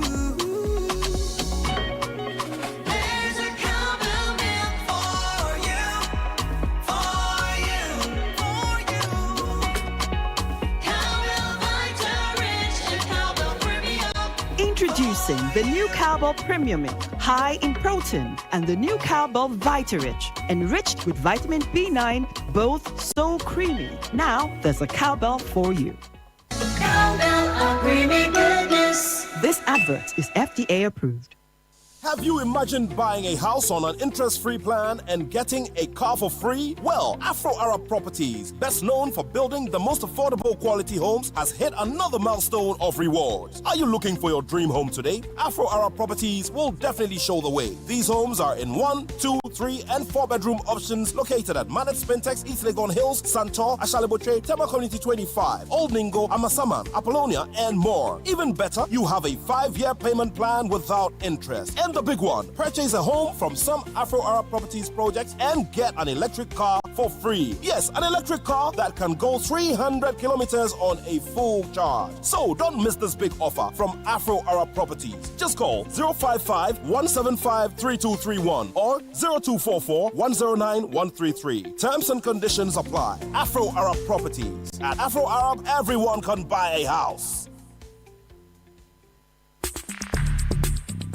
Join the conversation on the City Breakfast Show on Facebook at facebook.com/City97.3, Twitter at twitter.com/City973, and Instagram at instagram.com/City973 with the hashtag CityCBS.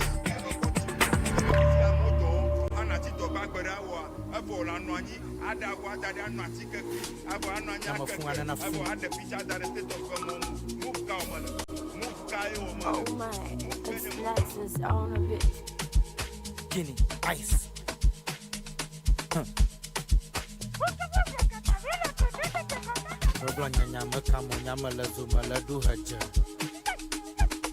Kanata Migona Paklakota Graja. Migrena Mary Quayado Pave, Boba Movement de la Street Aji. Now for the Kale Yama Yabolet, Clodre Millet, Kukamwama Plain. Haja. Timananga Kota Graja. Edu Haja. Milego Maladu Haja. Yeah.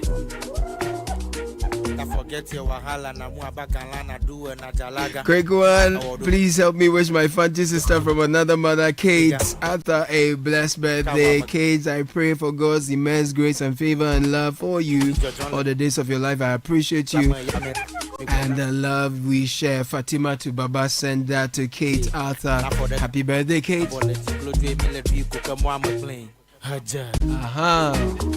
That's the song to welcome the Havio. Yeah. It's my first time hearing Havio. It's even surprising. Havio. Because yes. Is it a Havio or Havio? Havio. Because there's something else. Is what we are thinking. Is that exactly what you're thinking? Baby pigs or piglets? Baby piglets, yeah. And we have a beautiful story. I think maybe they had a big school farm with pigs or something. Exactly. You're right. Oh, you're right. And they still exist. They do. No, but of all things,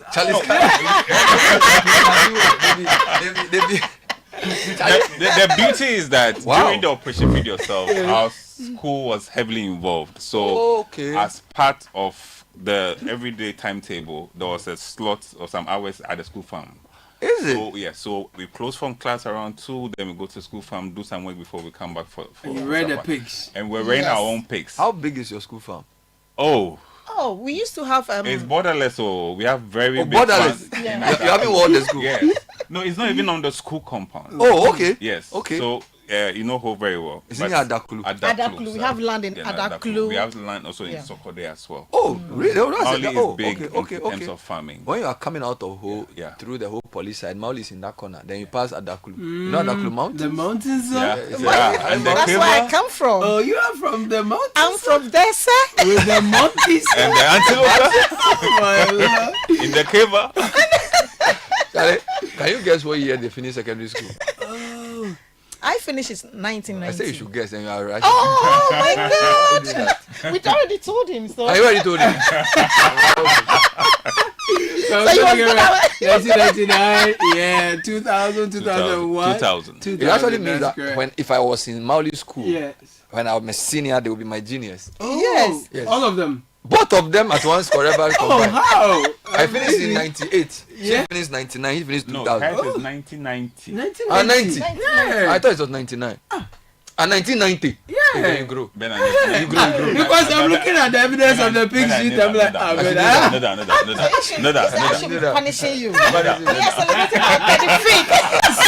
I thought you finished in 99. Michelle Anyagli Mensa. Yes. Right, and you are the vice president of OMSU UK. Yes. Oh, amazing. And then Isaac Jahene. Yes, boss. 2000. And you're the chairperson of the publicity committee. Wonderful. Okay, well, have you Miawezo? What is happening? What brings you here? Well, Mali School, we are 75 years old. Yay. Make some noise! Wow. And because of this, we have Havio are traveling all over the world. Mm-hmm. I'm an example. I've come from the UK. The Americans are pouring in all over, and Ghanaians, we are all just enthusiastic about this anniversary because it's a time to bring back the Mauli vibe. Thank you. Yes. Thank you very much. Suddenly, all the Havio are disturbing my inbox. Yes. It was founded in 1950. 1950. Yes. Wow. 1950. So before Ghana became independent, Yes. you're already a school. Yeah. Yes. Yeah. So before Ghana was I am. Yeah. Very well. You are powerful. So how are we celebrating this very special one? Great. So we have already started part of the celebration in the year, earlier in the year, but this is the climax. We have a week-long celebration that will kick off from Monday, the 20th of October. Okay. Opening ceremony will happen in the morning, and then a lot of the activities from Monday to Wednesday will be more student-centered. We're inviting other sister schools to participate in some of the things we are doing. We are appreciating our staff as well. One of the key things we are doing is giving some staff appreciation, both teaching and non-teaching staff. They have really been holding the fort for us. Okay, all that will happen from Monday to Wednesday. Okay. Then the old students will start kicking in from Thursday through the weekend. Okay. And then we have the big one on Saturday where the Grand Deba will happen. But we have the will chair. Sharp. We have confirmation our vice president Hey. is coming. Co-vice president. Together with the Minister of Education and other Havios who are in senior positions in government are also coming. Wow. Yes, and then It looks like the road minister is from your school. Yes. sir. Wow. Majority chief whip is from our school. Hey. Roxin Dafiamekpo. Dafiamekpo. Oh, I have a Roxin story to tell you. Roxin. Yes, Roxin was dining hall prefect this time. No wonder. And he did some major changes in the menu, and that gave him a song. So there's song? a song we call Roxin, Purple Champion, wake up, wake up, wake up. We believe in Roxin, we believe in Roxin, we believe in Roxin, we believe in Roxin. Roxin has been misbehaving. It's not today. He did some beautiful changes. Daniel Prefect. No one wants to do some changes in the legal system and all that. Wow. But did you meet him there or he was he was there for senior, but so when we came first year, we were taught that song. That's Roxin, the Daniel Prefect. And the story behind the and song. he's not the majority chief whip. Yes. Wow. Amazing. Wow. Amazing stuff. Roxin is Obla Yohan, the big ones. Rocks. Yeah, Rocks. Yeah. So we call it Rocks. From his name, Rocks. Oh, he's Roxin and he also. Oh, Yeah, that's he very interesting. Beautiful stories. Yeah. I see. So are you inviting other schools? Can we also come or is just Maoli Oh, people? heavily inviting others. Really? In fact, we started the invitation. Because you mix schools because you have boys and girls. You don't care about that. Bishop Herman, because they are boys, when they do program, they invite Paula, Presec, we invite every girls. Yes. But you don't think about anybody. Everything you need, you have it there. Self-sustaining. They are self-sustaining. Yeah. Oh, that's for sustenance that we have it in other departments. With all your Havio and you don't move, you don't need anybody. Not at all. But we've invited our sisters, Morocco girls, who are just neighbors. Right. We invited Ola. We invited other schools around the very close enclaves. Was the school founded by the EP Church? Yes. So they still have a stake. Yeah, they are the owners. Like So Morocco girls also belongs to the EP Church? Yes. Oh, so they are sister school? Yes. We share a wall. It's just next to you? Yes, next to us. Actually, they used part of our land. But why did they make a mixed school Maoli and then a girls' school Mauko? Why didn't they make Mauko to mix? Oh, they just want to empower girls, at a point. Oh, okay. Because even still, the school population, you have fewer girls than the boys. Oh, okay. So okay. It's just a way of affirmative action. Yes. So that one, if the government based more dormitories for the girls' side, the numbers would pay. Right. Okay. But now we have about 5 boys' houses, like major houses. When you look at the girls' houses, each one full building. yeah. So like one whole block for one boy's house will save 2 at the girls' side. Yeah. Okay. Some schools, when they do anniversary, they give it to year groups to do. Yeah. But it doesn't seem as if that's what you're doing. All of you are part. Yes. So it is centrally managed. And so, are you aiming to do any project on your mind? Yes, we do have. First of all, we have the anniversary legacy project, which is almost will be. No, so we are the politicians, but we to be ready before the stuff. The staff. What project are you doing? We are solving accommodation for staff issues. So we're building 2-bedroom, 4-unit. Very good. On campus, because the numbers are bigger than we need more staff on campus to manage the numbers. So that's and then other year groups are doing so many things. We have enough land to build more bungalows. Yes. Is the school that big? Yes, very big, very big. Maoli land is very big. We could build a lot. And even we've been promised a new boys dormitory by the government. We are hoping it to come soon. Wow. We're hoping to come soon. My year group is renovating what we call the white block. It's also a 6-unit classroom block. Other year groups are donating. Because you are the 25th anniversary year group. Yes.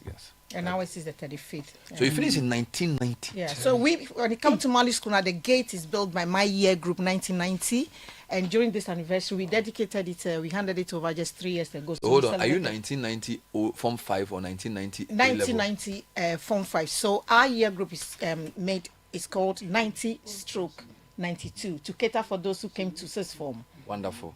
And did you do 1 to upper in Maoli? No, I didn't. You just did 1 to 5? I did 1 to 5, yeah. Amazing. 1990. 1990. Caleb was not even born. I'm not thinking about it. Were you born? No, actually. You're not born in 1990? No. You didn't watch Italian 90? No. So you don't know Roger Miller? So if you are not 35 years, it means you were not born. 1990. Wow. So we built the gates, and during this anniversary we are renovating it. So if you come to the gate, you look for, there's a donated by 1990 year group. Yes. What is our Mali school that you like? Oh my God, Mali school feels like a family. I think because of the farming nature. During our time, for instance, is the bone shaker that will take us to the farm early in the morning. Wow. The farm alone you then have. Work on the farm. Wow. Then we come back and eat bobo. Bobo is one other thing that Maulians identify themselves. Red. Yeah, that's one thing. So we come back from the farm, you eat that bobo. Produced by the Mauli farm. Yes. Early morning bobo. So you can for the whole day. Drink water. That's breakfast, man. Saturday morning breakfast. You won't miss it. You won't miss it. Wow. Yeah, it was specially prepared. So wow. And then the teaching, in all honesty, Mali school trains us as being a Christian school in the first place. Head, heart, and hand. We have the head, heart, and hand. The head takes us care of the knowledge that is impacted. Mali school, to be honest, we've produced so many academics. I'm one of them, a lawyer in the UK. Is it? Yes, I'm so proud to be a Maulian. Yes, please. Practicing in the UK. And as you know, we have 6 members of Maulians who are in parliament. Yeah. So we are proud of the knowledge that Mali School has made us. And then when it comes to the faith bit, also, as you can see it in our crest. Head, heart, and hand. Head, heart, and hands, yeah. Yes, and the hand is, we talk about the farming bit, we work hard. Vocational skills. We work hard. Most people came to Mali School to learn how to scrap, learn how to cut the grass. Correct. Yes. Mali School just prepares you for life. Education. Yes. Let me tell you one story about cutting grass. By the time I got to secondary school, I couldn't even hold the cutlass well. Wow. But I was amazed at how our second years, they can just... Then when I hold the glass, I'll use all my strength. It wasn't working. The thing was not bad. How you were doing it? By the time you reach Form 3, you knew how to do it. Oh, I'm a pro now. I'm a pro now, baby. Let's give me a cutlass. You have a certificate. I'm a pro now, baby. Wow. But it's beautiful. Amazing. I learned a lot in terms of keeping environment in good shape from early school. It was within our routine. Right from the time you wake up at dawn, you have plot at home, you have space in the laboratory to take care of, and then you have external plot at the classroom site with one person. Wow. And you're supposed to manage all that whilst the seniors will be bullying you, do this for me, watch this for me. And there are inspection time for all these. You can't be late. That was like a 2-hour regiment where you're supposed to do everything. Yeah. It really kept us in shape. It's beautiful. It's Congratulations on your 75th. Thank you. Yeah. We wish you well. So it starts on Thursday. Actually, no, the homecoming is Thursday, but the event starts this week. Yeah. Climax is on Saturday. Yeah. The minister, the vice president, and all the big people will be there. Yeah. We wish you well. Congrats. Thank you so much. Is it? How do you call yourself? Have you? Omsunians. Pride of Volta. Wonderful. So we call it Volta Varsity. We dedicate this song to you.